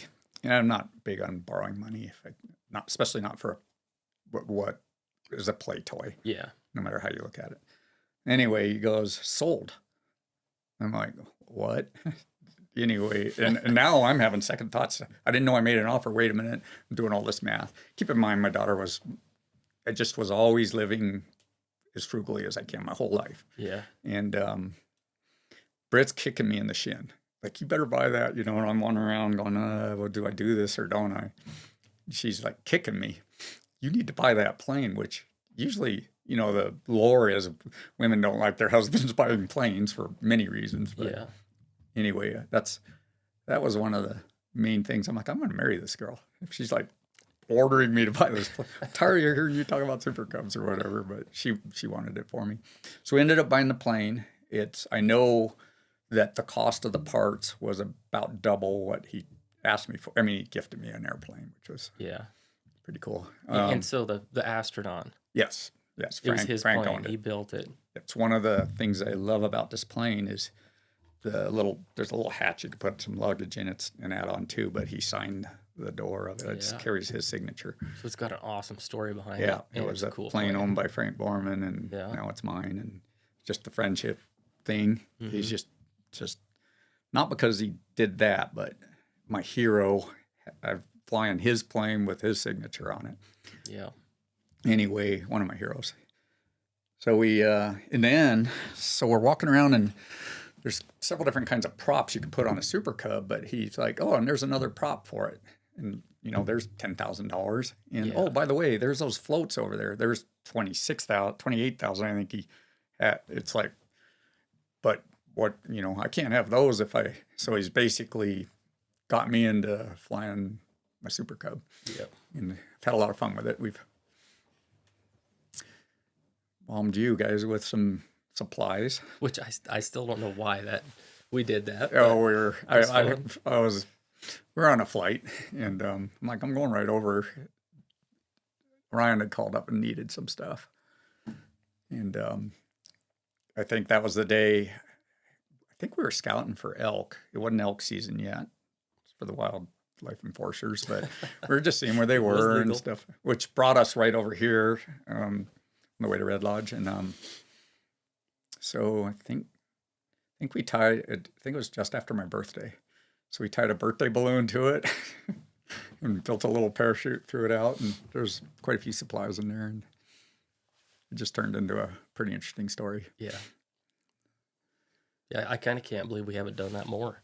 Yeah, the last 2 years I've been started filling with smoke, and nobody could figure that out, which, as happens with aircrafts, as you're searching out that, especially home-built aircrafts, as you're searching that out, you find some other stuff you don't like as much. One time I was flying, unrelated to the smoke, but I was flying out north of Laurel, and my pedal got stiff on me. The pedal controls the rudder, which yaws your plane, steers your plane, essentially. It doesn't tip it, but it steers it. You have to use a combination of those two to make it turn. Anyway, the pedal fell through the floor and got stuck in full right rail. I pushed harder, which is a little bit my personality, but fell through the floor. Either way, I mean, what are you going to do? It wasn't working. Yeah. So when I got it landed somehow. I'm not sure exactly how that worked out. It's planned it in my mind and doing all this avionics. Kind of had to loop my way back to the airport to maintain some kind of a 3 lefts make a right. yeah, exactly. And just to keep the fact that it's pitched out. There was a little bit of a crosswind, and landing a tail dragger is tough without a rudder. They always talk about the dance you do on the rudder so you don't spin them around or Yeah. ground loop them is what that's called. Anyway, we got it landed, and word leaked out, and people are coming to look at it. But the rudders are shaped like a metal eye, and there's little clamps that go on the bottom that look just exactly like conduit clamps. I don't see any in here, but Yeah. those little tin stamped con. Anyway, that they had found out later why, but they'd put conduit clamps on, probably because they couldn't find the real clamps and wanted to keep going with the build, so they needed them in place to, hook up everything and get it adjusted. And meant to replace them down the road. I'm guessing. I can only guess at this, but there was a so that had failed. It dropped through, jammed up the cables from the rudder, and that became the problem. But anyway, as we were digging through it, I went to order those clamps, and I can find one here and one there. Well, there's 8 of them in an airplane, and so so we were fixing that. You always stumble into other things you don't like. So we ended up building a certain bearing for it. And point is I don't know what got me down that trail. Now we've got an electrical problem, or we had an electrical problem, and it was intermittent, but it was smoking in the cabin. And so last time I flew it, I literally had to it was burning my lungs, and I had to have my head out the window. It's like I kept calling mechanics, and wouldn't do it then, or we couldn't figure it out. They could smell that there was an electrical smoke smell in there, but it wouldn't smoke while we were doing it. Yeah. So I finally got PO'd about the whole thing. So I stuck a fire extinguisher between my legs and took off, and I'm flying this thing till it burns, or we're going to make this. And sure enough, it was choking me out, and we landed in Laurel, and then I had to fly back because I keep my plane in a hangar out in someone's pasture, kind of like Ike's here. Yeah. And we tore it all apart and finally figured out the problem. But meanwhile, found some other stuff we didn't like, and for that, tore into it. So I haven't flown in about 2 years. So you're just working on it. Yeah. It's so close to being done, but I've been saying that for 6 months. It's time with my job. And yeah, I got a buddy that we actually took bets on how long it was going to take him to get his plane flying to Dustin. You met him last week. Yep. Yeah. And the last bet of all of us, Dustin doesn't know we did this, but the last bet we picked years, not dates. And the last bet was 2024. So it's still not going. he's still not flying. Shoot. Yeah. But yeah, I mean, it's a lot. Like, it's not something you can just play with. It's something you've got to be very thorough about. Yes. And there's some awesome mechanics out there, but in the end, you yourself have to feel good about it too. And so it's a tough one. Yeah. I know some mechanics that go fly the plane after they're done, and I'm like, as it should be. Yeah. I've found wrenches left in there, and I've had a few odds and ends where stuff wasn't how it should have been, and it's you get bit a few times. Me and Jim Bob Cameron were talking the other day about flying. Mm-hmm. I said, man, I'd love to have a plane, but I can't get from point A to point B in a Peterbilt without something breaking. Mm-hmm. I don't think I'm mechanically inclined enough to get in an airplane.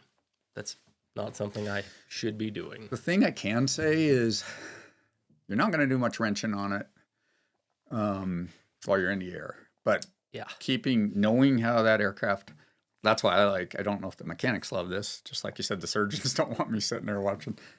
But one thing I, tried is it's a inline. So you can fly from either seat, and one's in front of the other. But so there's some pedals back here that you can try.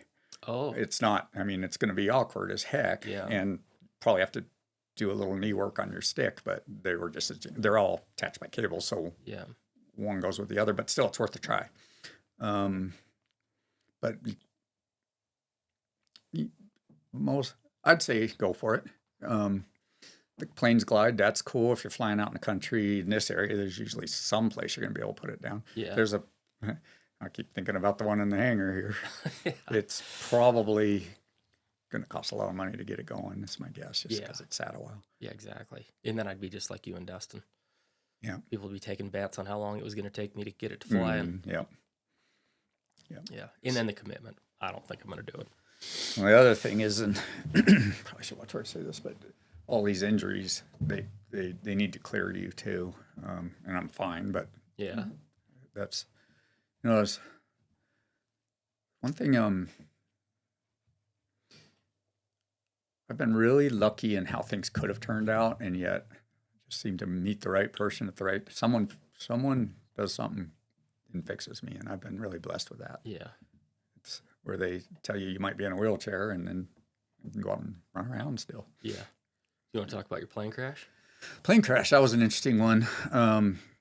It was in a Super Cub, but not my Super Cub. And all we were doing was, so a fella took, they're a 150 horse engine is what the stock Super Cub comes with. And he wanted to soup his up, and he put a 180 horse engine in it. And that's kind of a cool little, those are cool planes to fly. Yeah. Anyway, they just finished the build, and Laurel is probably about 15 miles as the crow flies from the airport in Billings, maybe less than that, maybe 10. Anyway, so all we had to do was jump up. It was on my birthday. Everything interesting happens near my birthdays, but it was before work. It was in August, so your calving season's over, breeding horses is over. You're doing a lot of sports medicine, a lot of rodeo, or a lot of keeping horses going and lamenesses, stuff like that. But it's kind of a more open time. I'm not working all night. Maybe 3 times a week I get called out at night at that point. Anyway, so we met we had to bring a wrench back and kind of test fly the Super Cub. Had to bring a wrench back and deliver it to a mechanic shop at the airport, a special tool that he needed that they'd lent him, the guy who owned the plane. A wrench. Yep. I don't remember what the tool was, but Yeah. anyway, Just an excuse to fly in. Yep, and to make sure that everything was going to be okay. Yeah. So it was kind of the first test flight after doing all this. And we took off, and it was before work. I was just going to go do this flight with him, and extra set of hands in the plane type thing. I was in the back seat. And I was flying it as we approached into Billings. Not sure why. And we ended up under a helicopter, which is about all I'm going to say on a jet helicopter. And right as we were coming in, very short final, so we were not very high off the ground. And we got, basically, it had a skylight too, so you could see up. I heard something over the radio. I'd handed over the stick. I don't like towered airports that much. I'm more landing fields and stuff. Not that I don't do it or can't do it, but I don't like it. And Yeah. so anyway, Especially after this. Yep. A little too much traffic. Yep. I heard something about a helicopter over the radio through my headphones, and I looked up, and there it is. I mean, right above us, and I'm like, this is not going to end well. And just about the time I squawked something to the pilot, hey, or helicopter or something like that. Anyway, just about the time I said that, I was like, a giant hand just took that wing and slammed, tipped it. So he's kind of off to our side, and something to do with the rotor wash on that got us. And Just took all your air. Mm-hmm. It was pushing, that air is pushing down, as I understand it. And that slammed us into the ground, left wing first, and then we popped back up. And I remember grabbing the stick. I think Brian had been knocked out by then, but we lost our airspeed, and we just kind of cartwheeled down the runway and ended up aiming the opposite direction between the 2 runways, the long one at the jetliners, and maybe 70-foot grass area between them, and then that. We ended up in the grass area, aiming the other way, standing on our nose. If you look at the plane, you'd be shocked that anyone lived through it. I was in the back seat. The wheels it bent up the gear. They were like right here. Jeez. Yeah, it got my attention. And then he was knocked out. And of course, Super Cubs just have that little port, Mm-hmm. I don't know what he weighs, but he's no taller than me, but weighs a lot. And getting him out that was a job. And the gas is coming. It was raining down in here at the same time. I couldn't reach. So usually you shut off your gas and you shut off your power. It's just automatic. And in fact, a lot of times you'll do that even before you touch the ground, but this was also sudden. Yeah. Anyway, got him out and drug him out. And at that time, I'd heard sound like a 22 when we crashed. So I knew something on me broke, but you never. Sure, I think everyone's this way. I never feel the pain in the middle of a wreck. Yeah. Yeah. Okay, that's everybody. Anyway, I drug him out, and it was really hot. It's 4:08 in the morning, and as luck would have it, that day they'd sent out their fire crew, their rescue crew, to pull weeds at the airport. So here we are, wrecked plane, and the gas is on, the power's on, and the tower's right there. I'm looking right up at it, and 16 minutes is, I think, what they found out the time was, but it seemed like, I'm like, where's the Hours. fire trucks? Where's this guy's Yeah. unconscious? And then I had smucked my face on the seat ahead of me and bit off my lip, so it dangled, which was its own comedy act because I couldn't talk. And then I broke my maxilla with 4 incisors, and those got knocked into the back of my mouth because I kissed the seat, and then it broke the palatine bone, the roof of your mouth, that hard part, broke that, so it caved in. So now my teeth were locked back. So anyway, Was that the sound of the 22? yep, but I just kissed it. I broke my lower jaw, but we didn't even realize that till like a week or so later. So Brian came too. They finally showed up. I remember just waving.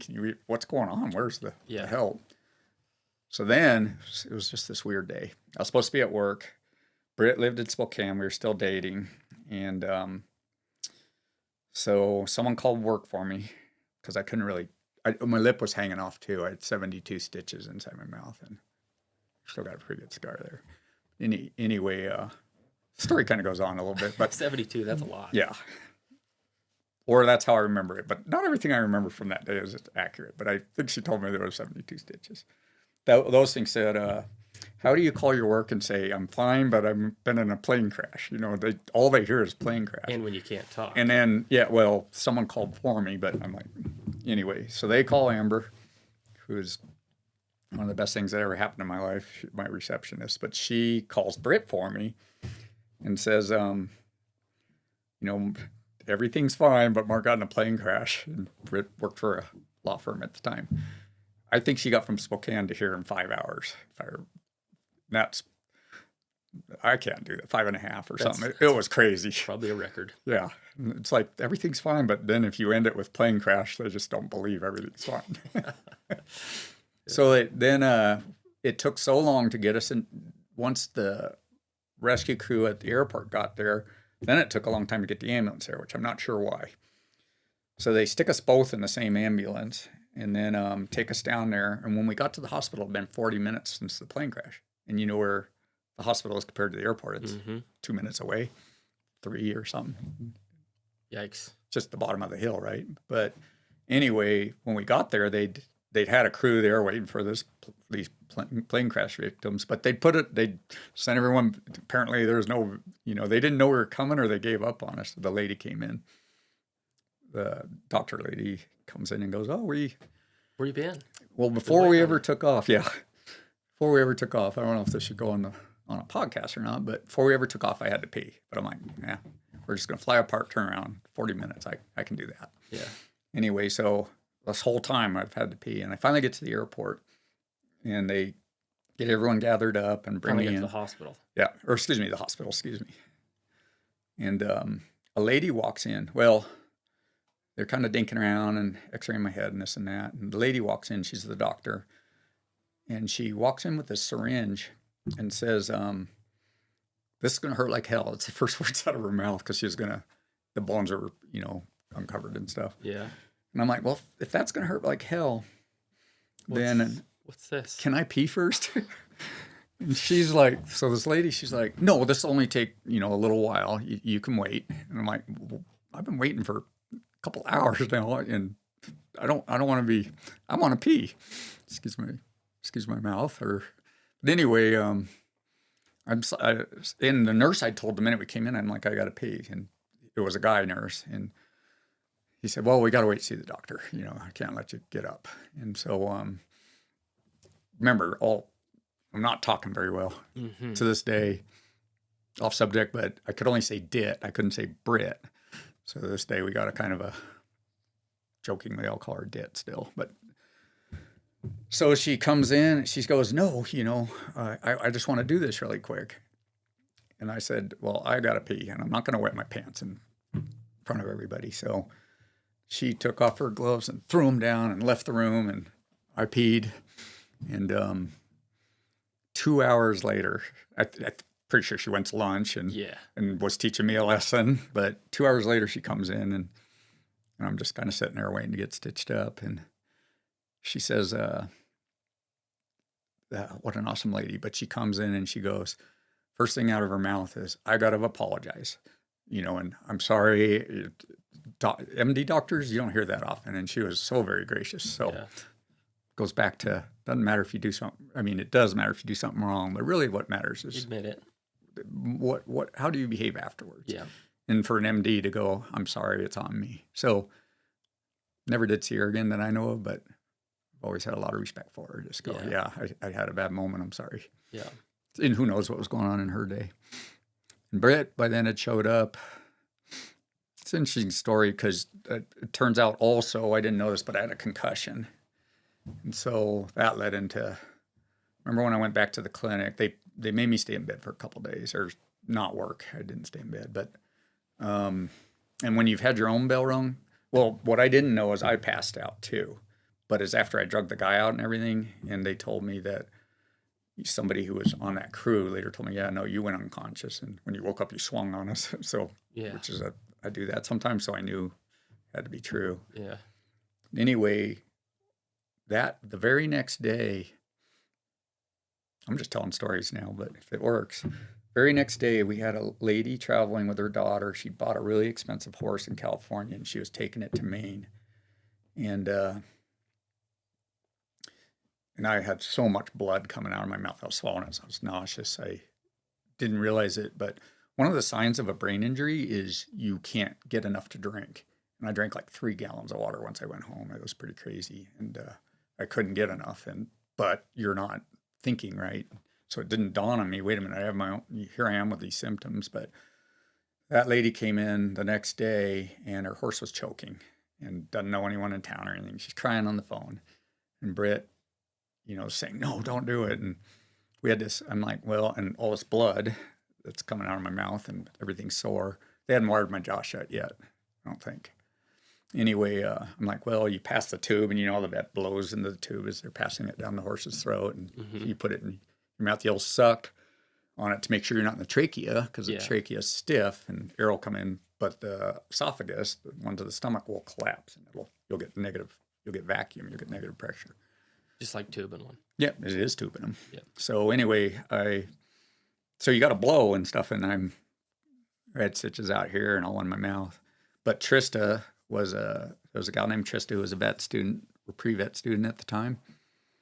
And she's like, well, if you tell me what to do, I can, we can work together on this. I'm like, okay, well, if you can blow in the tube, I'll pass it. So we go in, and it was painful, and I didn't feel good. We fixed this horse. We got the choke resolved. Probably took about an hour or something.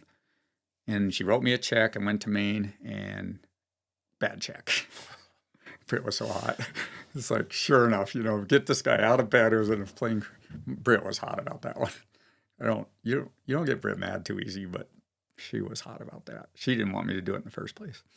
And then about a week later, I guess I'm okay to tell the story now, but I get called on a colic. At that time, I think I was the only vet in the state doing colic surgeries. So it's a really complicated, need a pretty good sized crew. It's probably one of the most difficult surgeries in equine medicine. So we had a horse come in, a valuable horse. The guy, he was a cutting, owned by a lawyer, and came in, and we did 3-4 hours of surgery on it and got it all straightened out. The horse comes back in 10 days later to check sutures and pull them. Mary, one of my most awesome techs I ever had, but she's there. And I told Mary, hey, if I'm not doing anything right, just let me know. If I'm not thinking right or something's wrong, you let me know, because if I shouldn't be practicing, I won't. And she never said anything, or at least I didn't register it. But anyway, this lawyer comes in with this horse, and I'm looking under there, and I have no memory of doing this surgery, zero, none to this day. Well, a little bit of memory, but I'm looking under and I'm going, this is really good work. And he had 2 lawyer friends with him. So it's 3 lawyers, valuable horse. I'm bending down and I'm going, this is really good work. Who did it? And Mary's like kicking me in the leg while I'm saying this. Anyway, she pulls me aside. Well, you did this, and never could remember it. But what I did remember, you have your face shield and your face mask. Anyway, I had kind of thought I dreamed this, but I remember I was doing a colic surgery on a horse. But the only thing I remember about it is I was swallowing so much blood that it was making me nauseous, and because I couldn't spit. Mm-hmm. Anyway, so all I remember about this colic surgery is trying not to, all my willpower I had in the world, not to throw up inside of a horse's guts. But later on, I just took that as a dream. Well, that got my attention. So I thought, I shouldn't be practicing. I did a whole entire multiple-hour surgery, and I don't remember it. So I got an appointment in a couple weeks, and I went in, and I had this horrible ringing in my ears, like always horrible. It didn't hurt, but you can become suicidal from that. Yeah. Anyway, so I went in, and they did like 2 days of psych testing on me, and brain testing and stuff, and everything from ADD to do you want to kill your mother? Are you some of the questions, but it's a series of all different tests. And one of them is they'll show you cards with a couple of them. One of them, they'll just show you a card with a picture. I remember one of them was a key. They don't tell you why. And just simple pictures. So one of them was like a door key. And I don't remember what the other one's, flower or something, then like 4 hours later or something, they'll have you draw. They'll say, remember that picture of the key? Draw it, and see how you do with it. And another one was they'll tell you, I think there's 5 different stories they'll start telling you throughout while you're testing the other stuff. And one of them was they're these bland, horrible stories that they tell it to you. You don't read it. So Mary woke up one day in Los Angeles and it was rainy and she couldn't decide whether to wear her red boots or her yellow boots. And she turned on 9 News and just nothing story. And then they'll stop and they'll give you some other test. And then they'll tell you more of that story, but they'll get 3 or 4 different nothing stories going at once. And then at the end, they'll quiz you on it and see what you remember.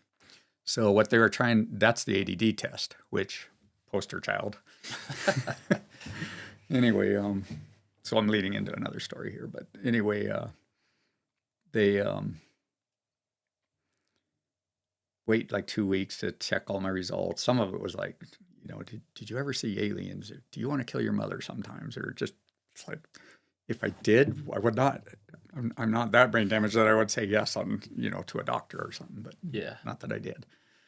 Anyway, and it's in a tiny little closed-in room, which I don't do well with. And that same lady, it was a 2-day test. I think it was a 2-day test. But anyway, so they bring me in there after a week or 2, and they're going to tell me my results. And I walk in there, and let me guess, I'm ADD. I've always taken it for granted. And the lady says, well, no, in fact, you scored the other end of the spectrum of anyone we've ever met. We've never had anyone draw the key and also do the shading on it, or you got all the details of the story. And I told her I wanted my money back, but it wasn't a cheap test, and I had to pay for it, but I needed to know anyway. she ends it with, "You're not ADD, but you're H as hell," quote. In other words, you're just hyperactive. So her final suggestions to me were, she goes, "You need to wear a helmet." I'm like, if I went to work wearing a helmet, I wouldn't have any work. That's just not going to work in my job. I wouldn't want a vet walking up. I told her, you might as well tell me to wear those glasses with the nose and the mustache, just walk around with those. She goes, "No, I'm not saying you need to wear a helmet when you go to work. You need to wear a helmet when you get out of bed until you go back to bed." But I had a fracture of my skull when I was young and had knocked out. So they ask you how many times you've been knocked out, and it's like, I love them. Anyway, so then they sent me to a neurologist. Wait a minute, before we leave this step. Yeah. We talked about this. Yeah. Because they ask you about if you wanted to know your IQ score. Oh, yeah. Right? Yeah. Which I thought that was pretty philosophical. Why would you want to know that? Nothing. There's a couple things. What are you going to do with that information? Number one, I've got a lot of reasons. I don't want to know mine. Some people call me smart. Some people call me a dumbass. Lots of things. Number one, I think wisdom trumps intelligence. Number two, there are so many ways of being smart. I've got the kid across the street. There's no other kids on our street, and his mom and dad aren't in the picture. He comes and hangs out. You probably met him there and wondered, what's this kid who's piping in? He's very outgoing. Yeah. And anyway, he's doing poorly in school, very poorly. Kid's brilliant. You just have to give him, if we're sitting there working on something mechanical or something, 15-year-old guy, and I got to shut up and listen, because when I argue with him, I'm the one wrong. Yeah. It's so. Number two is, if I'm really smart, what am I going to do with that information? Nothing good, I don't think, or really intelligent, I guess is the correct word. If I'm really dumb, then you got to live with being dumb. Yeah. I just don't.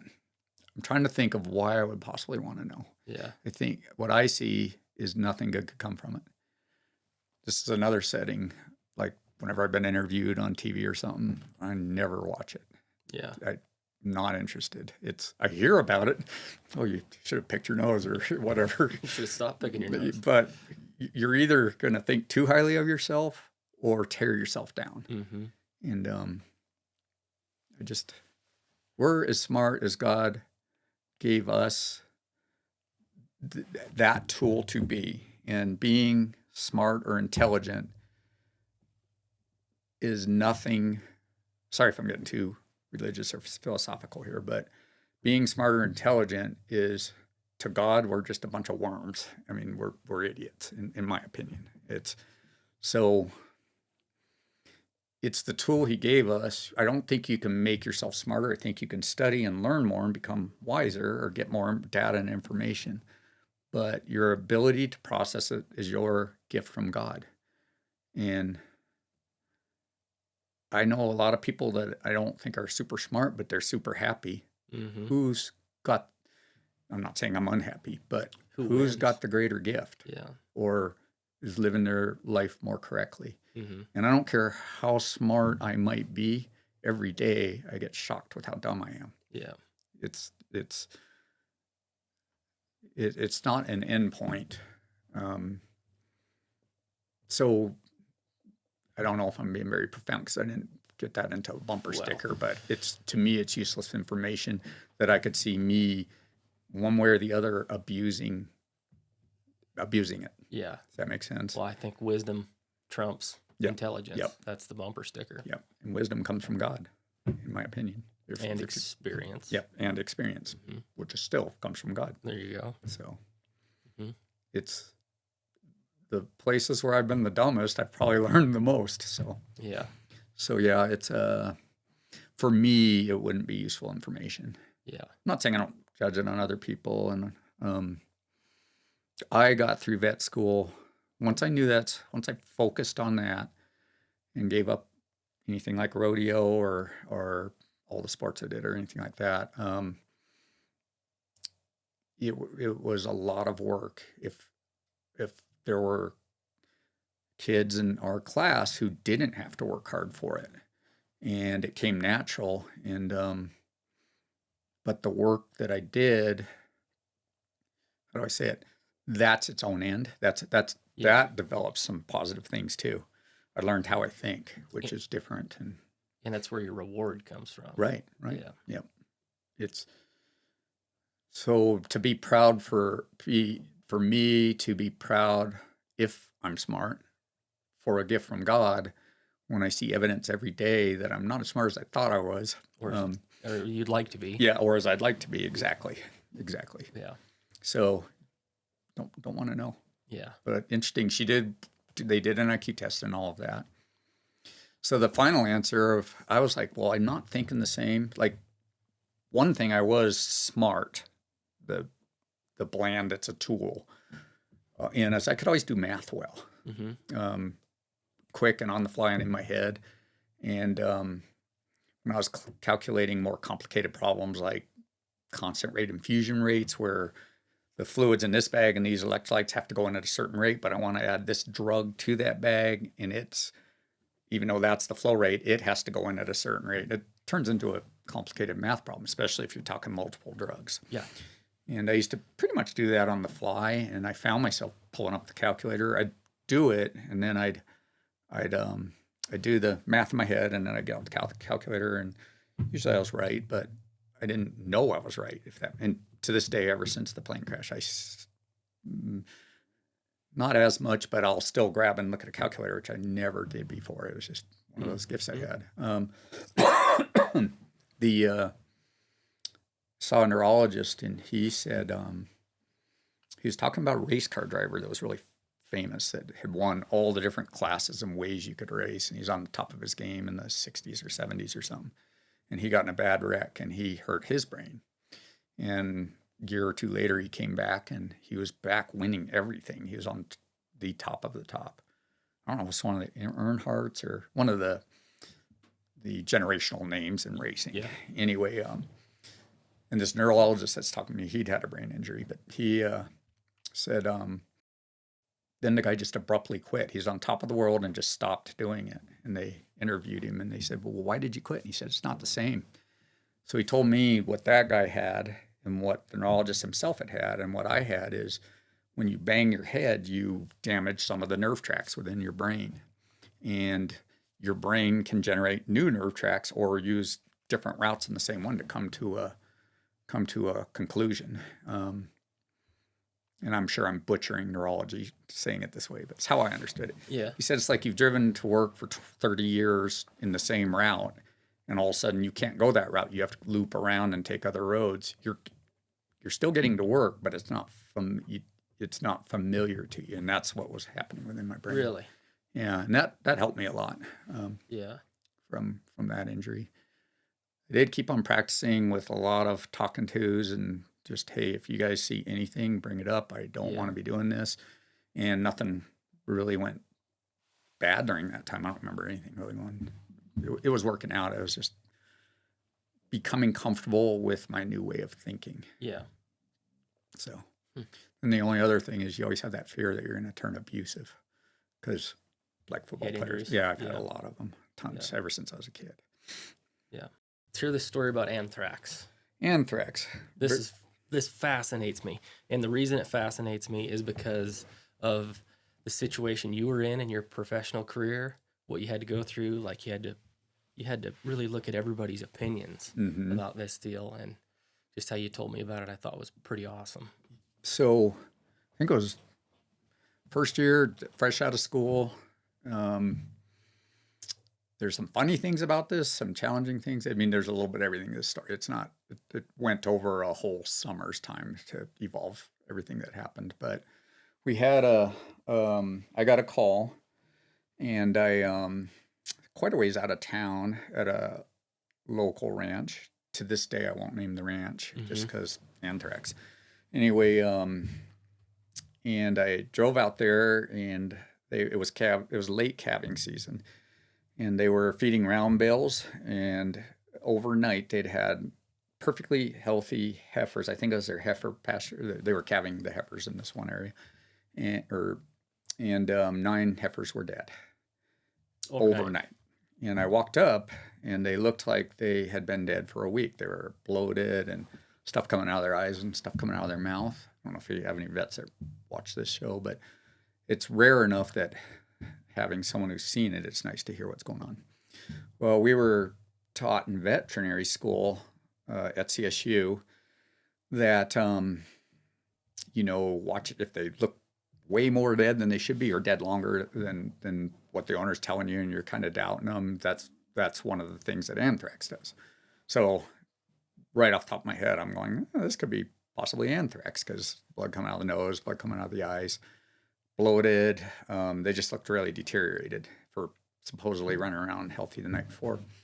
They were feeding round bells up there, and in the round bells was baled death camas, which is all over the place. Yeah. For sure got it here. Oh, yeah. But cows don't really eat it, but if it's baled up, so I'm looking around at this death camas, we could see where the cows had picked around it, so there's little pieces of it in these bales laying all over the place. I'm thinking, death camas, maybe, which is a toxic plant. I don't know if everybody watching this will know that. Yeah.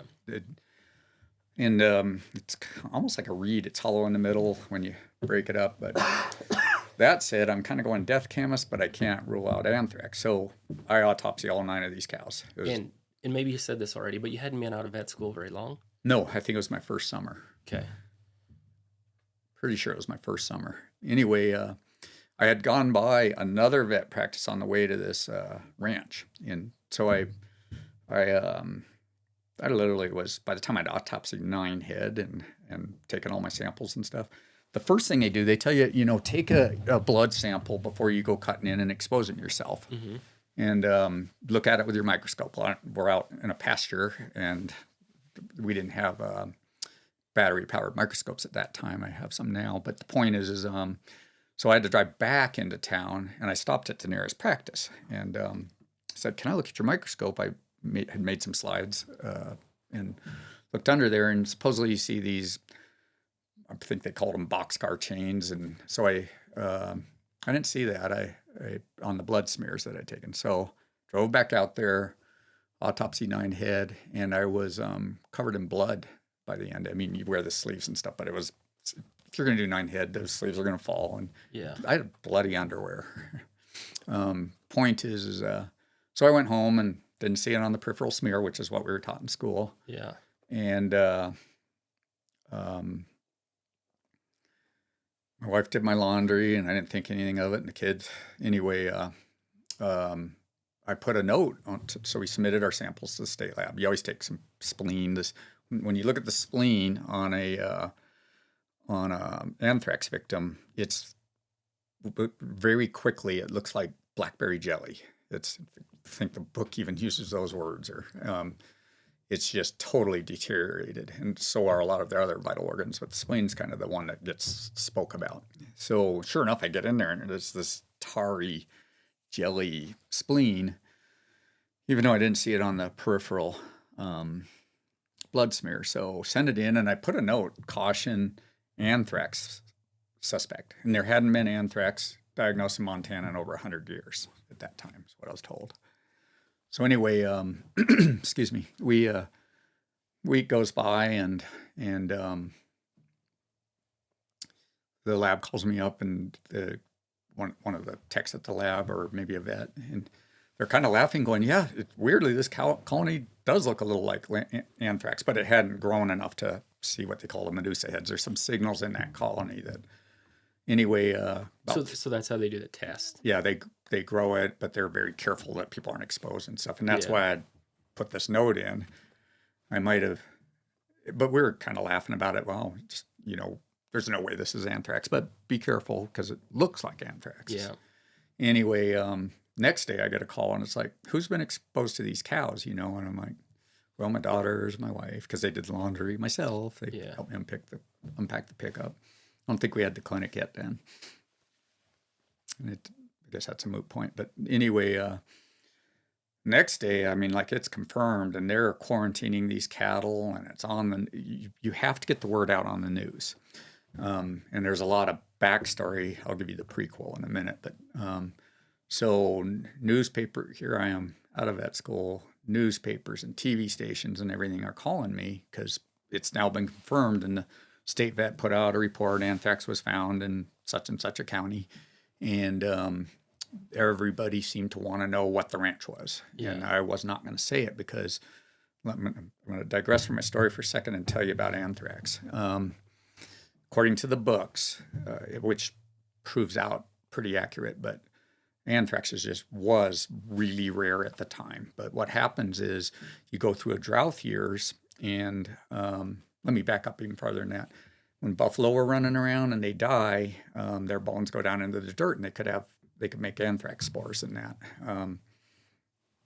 Those things said, then it kind of is down in the dirt or in some lower levels. Well, you go through drought, the ground cracks and everything, and then you go through a period of washing out, and new soil is exposed, and that's one of the ways that cows get exposed to anthrax. So it stays in the ground forever. Yeah, like forever. Those spores are super tough. So, and this was at the time when you don't hear much about it now, but people were trying to weaponize anthrax, and it was a big deal. It was considered a biological warfare type thing. Mm-hmm. So anyhow, that's kind of the backstory on it. And sure enough, we had that perfect year, and I'm up on this ranch and see all this, send it in, and now it is anthrax. So we kind of had to fence off that pasture, and I'm trying to protect this ranch because if the dirt's got it in it, which probably everybody's dirt has it in it. I mean, singling them out would make this ranch worthless, was my worry at the time anyway. Yeah. And then if the animals have it, they can't market their animals, and if the dirt's in it. So I just wanted to keep them out of it as best I could. And I'm getting calls. I had one, a lot of politics and a lot of people who like to be in front of cameras all of a sudden got involved. One of them was a local horse rancher.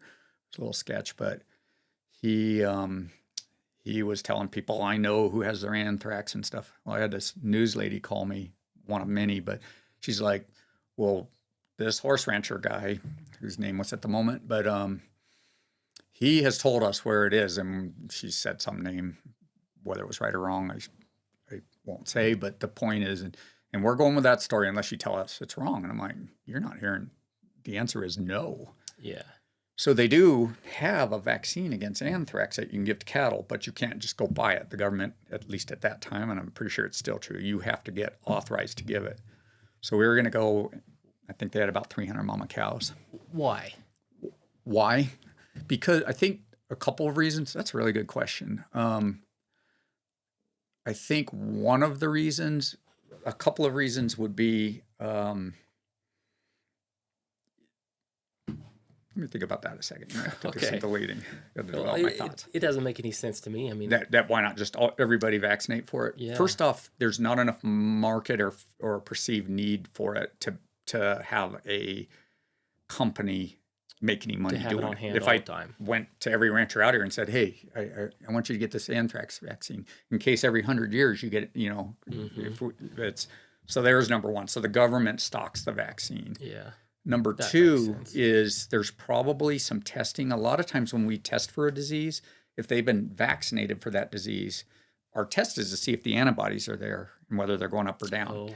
If you're vaccinated, I run into this at a major bull stud I work for all the time. If we vaccinate this bull, but then his semen's going to Brazil or Argentina or something, and I do the test, if it's an antibody test, antibodies are what vaccines make. So there's two possible reasons. Yeah. To be honest, I don't know the official why, but that would be two very big reasons. And then thirdly, sensitivity of vaccine. I don't know if you could encourage genetic variation by vaccinating, and then your vaccine becomes worthless. If we were to mass produce or mass vaccinate all the herds around, and whatever endogenous, whatever anthrax is around, you could give preference to the genetic variants on that. Now all of a sudden, the one vaccine we have that works no longer works. And Making sense? Have a super strain of anthrax. Yeah, or one that the one vaccine doesn't work on anyway. So sure. So I made all three of those up, but that would be where I'd start if I was trying to explain it. Yeah. So anyway, they're trying to convince you, or trying to talk you out of telling them whose place it's on. No, nobody told me not to, but I'm just going, this is bad. So we had to vaccinate the cattle, and I get the anthrax vaccine in, and we call them up. And we had to bring those cows in. They had a little chute in the barn, but that wasn't for running 300 cows through. It took us all day. And they had to say the rough area of where this was, the state did, because, those ranchers really have to be on hyper alert for it. So planes are flying over low. I mean, we had to do this under the cover of a barn and just moving them in and looking like we're not doing anything. We got into this whole dog and pony show of it, but we got all the cows vaccinated. There was never another death than the 9 that were already dead when I got there. Yeah. And that's I've learned a lot since then about anthrax. And in fact, I've been involved in a couple more cases. So next thing that happened was a guy from DOD, Department of Defense, flies down and comes and gets me. And the state vet came in, and we're driving into this place where the cattle are, it's all fenced off. And we had to dig like 6 or 9 foot deep holes and cover them in lime. And anyway, you couldn't even just dispose of the bodies in a certain way. And then nobody could be on that pasture for so long and whatnot. But this DOD guy came in, and his job was to go anywhere in the world that would let him. So possibly not China or Russia or something, although he'd been to Russia, and look at anthrax cases to make sure, this isn't weaponized anthrax or it's legit, and to make sure no one's there trying to get anthrax like terrorists or something. Yeah.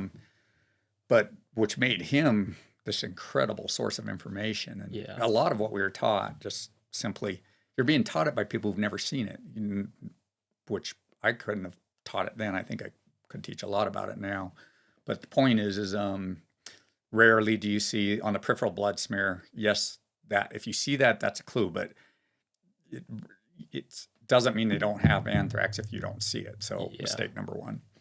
The lab had called me, and I'm like freaking out for my kids and my wife and everybody who touched my laundry. And it's also, when a cow dies of anthrax, it's actually pretty hard to get it yourself. It's got to be... Clearly. Yeah, because I was practically swimming in dead cows. Yeah. So on the anthrax thing, it's the spores that get you. So where it was poisoning a lot of people back in the day is they were drying the hides. So that made the spores.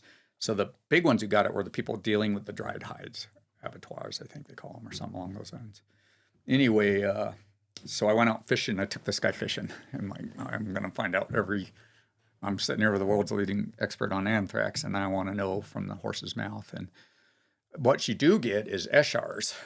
So you can get an infection if you have a cut already or something like that. You can get an infection, and it turns into this black scab. They call it an eschar. So fast forward a bunch more years, and I was the vet for the Nile, the Northern International Livestock Expedition. And that year, VS, vesicular stomatitis, hit hard. It had never been in Montana before. And stupid me, seems like if it's going to hit Montana, it's never been known to happen. I'm going to get the first one or something, just bad luck or something. Yeah. But anyway, VS hits, and I was the Nile vet.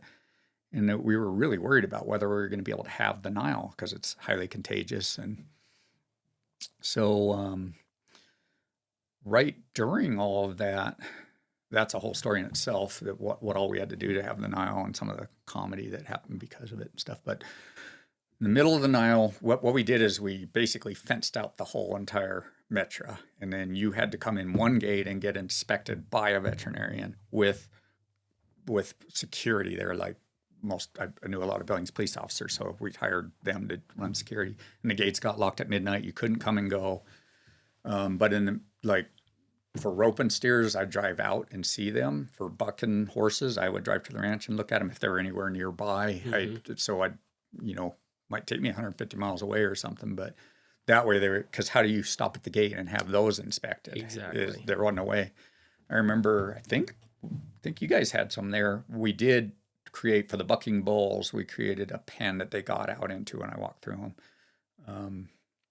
Anyway, this is going back quite a few years, but that said, in the middle of all this, I get called from a feedlot out north, and that I did some work for, and they're like, "We've got some dead steers in a pen," and so here I am, barely keeping it together, trying to make all these states happy that we did our end, so that we can let these rope horses and bucking horses and roping steers go back to the state. So I kind of had to make a deal with every state. Here's my proposal. Here's how we're going to handle it.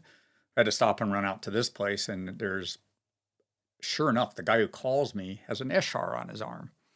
So, and then within Did he point it out to you? Or no, did you I just saw see it. I'm like, what's Holy that on your arm? moly. But you're already kind of looking around for everything. So anyway, that turned into a whole thing, calling the state and taking cultures and having him go to the doctor and get cultures and whatnot. And I got to admit, we did all of the protocols, but you have to do those before you've proven it. And at the moment, I don't remember if it actually turned out to be anthrax or not. But another herd, they're calling me, and South Dakota's breaking out with it at the same time in both buffalo and cattle. And right now, I'm the only vet. It's seen it. I'm the guy. Yeah, I don't know if I was the only one alive that's seen it, but I'm the guy who'd recently just diagnosed it. So I'm kind of dealing on the phone with them, and here's what you got to do, and here's what to worry about, and your kids aren't going to die, but watch them close. It's possible, but it's not probable, if that makes sense. Yeah. So anyway, yeah, it's the politics of it, and more or less being threatened by people in the media. Just, we want this story, and it not trying to look like you're covering something up or protecting someone, but you are protecting them. But you're protecting them from wrong assumptions, if that makes sense. And protecting their livelihood. Right. If you can't sell your cattle or your ranch, if you can't sell your cattle, you need to sell your ranch. Yeah. And it would clear both forever. Yeah. So, yeah, that's how I looked at it at the time. That horse guy, he was a thorn in my side. That's a story too. Holy buckets. Like that one involves machine guns and stuff. Anyway. Who had the guns? If you want the gun story. No. I can't say names. I'll have to be careful. Both sides, the law enforcement and him. Want me to tell it? You can cut it out if you want. This is getting long. Yeah, It's a long day. I think I know. Do me again. And I bet you know who it is. Yeah. Okay. Yeah, we'll skip this, but yeah. Not here anymore, Yep. but lived nearby to here with 1 gajillion horses. Yeah. Okay. Yeah. We're talking about the same Fair guy. enough. Anyway, I was there with a bunch of female students when all that went down. Good timing. Yeah. Trying to figure out something's not right here. I was an idiot mad. Where were we? Well, Anthrax. finishing up the anthrax. Yeah. So anyway, yeah, that basically it's not as bad as we think, but it can be as bad as we think. But it was just everything happened to me within those first few years. We had the first one of the first West Nile cases. I think of the first 10 West Nile cases in Montana, we had like 6 or 8 of them. BS, we had the first of those. You're out of school, so this is all fresh in your mind. Yeah. Well, my take home on the anthrax is I bet there's been cases of anthrax in Montana within the last 100 years, probably plenty of them. But suddenly a bunch of dead cattle, and if it's not been there in 100 years, then it's low on your list to think about. Yeah. And frankly, especially for the next couple years after that, all of a sudden there were a bunch of, just after that one lead case, all of a sudden South Dakota was getting them. I think there was some in northern Wyoming. And then there were more cases found in Montana. And so it's kind of, once you know to look, if that makes sense. Otherwise, vet school's hard and you need to sleep sometime. If the disease is every 100 years, that's a great time for a nap. Or the fear of a vet having to go through what you had to go through. Like they're going to lose their place, they're going to lose their ranch, everything. Yep. I mean, is it better off just to say, sorry, I don't know what happened? Yeah, that happens a lot. I've always been, if it's something new, I've always been all in. Sometimes you just have to give away some time. You don't owe it, but you do owe it. That's kind of a weird way to say it, but people have helped me, and I like to see if I can't spread that around some. Yeah. Well, going back to your head injuries. Oh. You want to You want to talk about your idea? Oh, yes. For myself, I've had some friends, very close friends, commit suicide, and it's getting to be more and more. And especially in the not especially in the rodeo crowd. The vet crowd's kind of famous for being in the suicide bunch. Poor way to word that, but Well, it's a stressful life. Yeah. And there's a lot of demands on you, and it's hard to balance that with family and God and just all the things we have to do. Yeah. And what you're exposed to in the hours you work. Head injuries can lead to it too, and then some other things about rodeo could lead to it too. And not just rodeo, but and just life. Yeah, big success early and possible getting into a depression afterwards, I guess is how I word it. But it's across the board. I've had friends, various people I've known that have committed suicide. The one thing I hear, a very close friend, a very, very close friend. Take your time. We lost him recently. And anyway, what I've heard from people that know and asking around is I was pretty mad at this friend because we were friends and he didn't call me. He never gave me a clue. And I'm like, I can't understand why he didn't call me. But they don't, in general, a lot of people that are this down low, they're not, they're just not telling anyone. Nobody knows. It's a surprise to everybody. And so I had another friend who was involved with the first friend who committed suicide come up to me one day and say, Mark, I've been thinking, I've fought with this myself, and then seeing our mutual friend get lost to suicide. The idea came to me, and I think it would be good for any industry, that if we could all just pick one person and make a contract, and I'm talking a written, signed contract, just, hey, can I call you? Or maybe it'll have to be, hey, I offer it to you. But one friend, I don't know much about this, and maybe there's some counselors out there that can weigh in on this, or some psychologists or something, but I don't even know that it can be or has to be a best friend, more someone you trust, a contract that, hey, before I commit suicide, the rest of my life, I can call you. Yeah. Or in the contract, it says you have to call them. Yes, exactly. So you owe it to that person. You owe to it. It's really a contract with yourself before you do this. If it's getting that low, and I don't know if it's the last thing you do before you do it or whatever, but make sure you get in contact. And that's what I told this gal is, and we're friends through work and stuff and through this mutual friend. And I told her, you don't know me that well and we're not best friends, but that way I have no judgment on this. Yeah. I just don't. I believe in God and Jesus Christ and all that. And part of me, first I thought go through the church on this, which it could be something good to go through a church on. But a lot of people, there's those of us who may or may not be Christian yet, but suicide's across the board. The Christians are doing it, and so are everybody else, every other.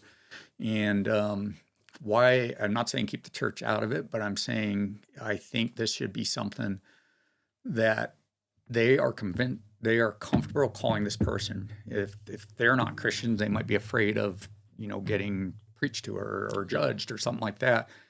And for the Christians hearing this, my opinion, and I can't quote the Bible because I'm not good at it, but my opinion is if they kill themselves today, they can't meet God's calling to be a Christian tomorrow, if that makes sense. Mm-hmm.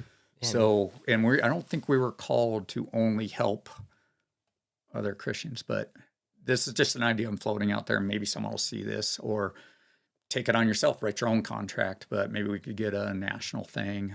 Hate to say it, I'm not good at organizing big stuff and in media, but maybe someone would take this and run, or I could take it and run. It certainly put some money into it, but really it needs to be, I am calling you. If I'm 70 and the pain's too great, or if I'm feeling lower than low, it's that how could anyone love me? I don't love myself. At least there's someone to call. So my thoughts were, is this might be a good venue to start talking about this. Well, I don't know if this is going to get that type of reach, but maybe this starts the conversation that gets that type of reach. Well, for myself with so many head injuries, Which, just to be clear, we're not worried about Mark here. Yeah, no. Yeah, everybody's been in the situation where they've lost a friend, and something that we're talking about. But in the head injuries or being at the top and then at the bottom, that's part of a lot of professional sports. And I'm not saying rodeos are more or less likely. I don't know that, but I have seen. I've got a lot of friends who've rodeoed, and I've seen some challenges, and so. At least for this group, make a contract with someone. I'm almost, part of my gut says your best friend might not be the one to make the contract with. Yeah. Just that someone you admire or you trust. And, of course, your best friend, that's the case. But it might be harder just to go, hey, you don't care if you're judged by someone you admire and trust, but it's not your best friend. You're not worried about judgment. They are probably not going to judge you as a human being or anything, but maybe just buy some time for you to find out where you can get the best help. Yeah. Does that make sense? Absolutely. And I think that this is something that if one person makes contract with one person and everybody does it, then it doesn't really need to become a national organization. Yeah, no, it doesn't have to be what's that called, where everybody gets in a fad because of something on the internet or whatever. But it's for real, and doesn't have to make anyone rich, and I don't think it has to be expensive. Possibly a contract could be posted where it could be easily accessed online. Well, that's no big deal. Yeah. I don't think we need lawyers to write it. You either mean it or you don't. Yeah. So. Yeah, or just a verbal agreement. And I think that would be They say that holds up in court. Court's not really in the cards on this one. None of it matters in court, because if one life is saved by this, that's cool. It's not a court thing. By making that contract, you're not obligating yourself to stop someone in any way. It's just that, hey, I will call you. We'll keep up with each other's phone numbers or email addresses or texts or whatever. Yeah. Or if they end up calling, like if somebody called me, for instance, well, wait a minute. Let's slow down, think this through. Yeah. Here's the positives. Yep. Yeah. Or can you just wait? I want to come over. I just want to be with you tonight or whatever. Yeah. Or I'm going to send this other friend of mine, or if just someone else was there while it was happening, or the day before or the morning of, I think that would be huge. And somebody showing that somebody will take the time to answer the phone, to talk to you. Yep. Yeah. Yep. It's again, I bet one life could be saved by this. Yeah. Maybe 1,000, maybe 1,000,000, but it's certainly not a difficult or expensive. I mean, it'd be easy to get going if we could just get that word out there. Yeah. Maybe I can ask around about who could write something that writes better than me. Sure.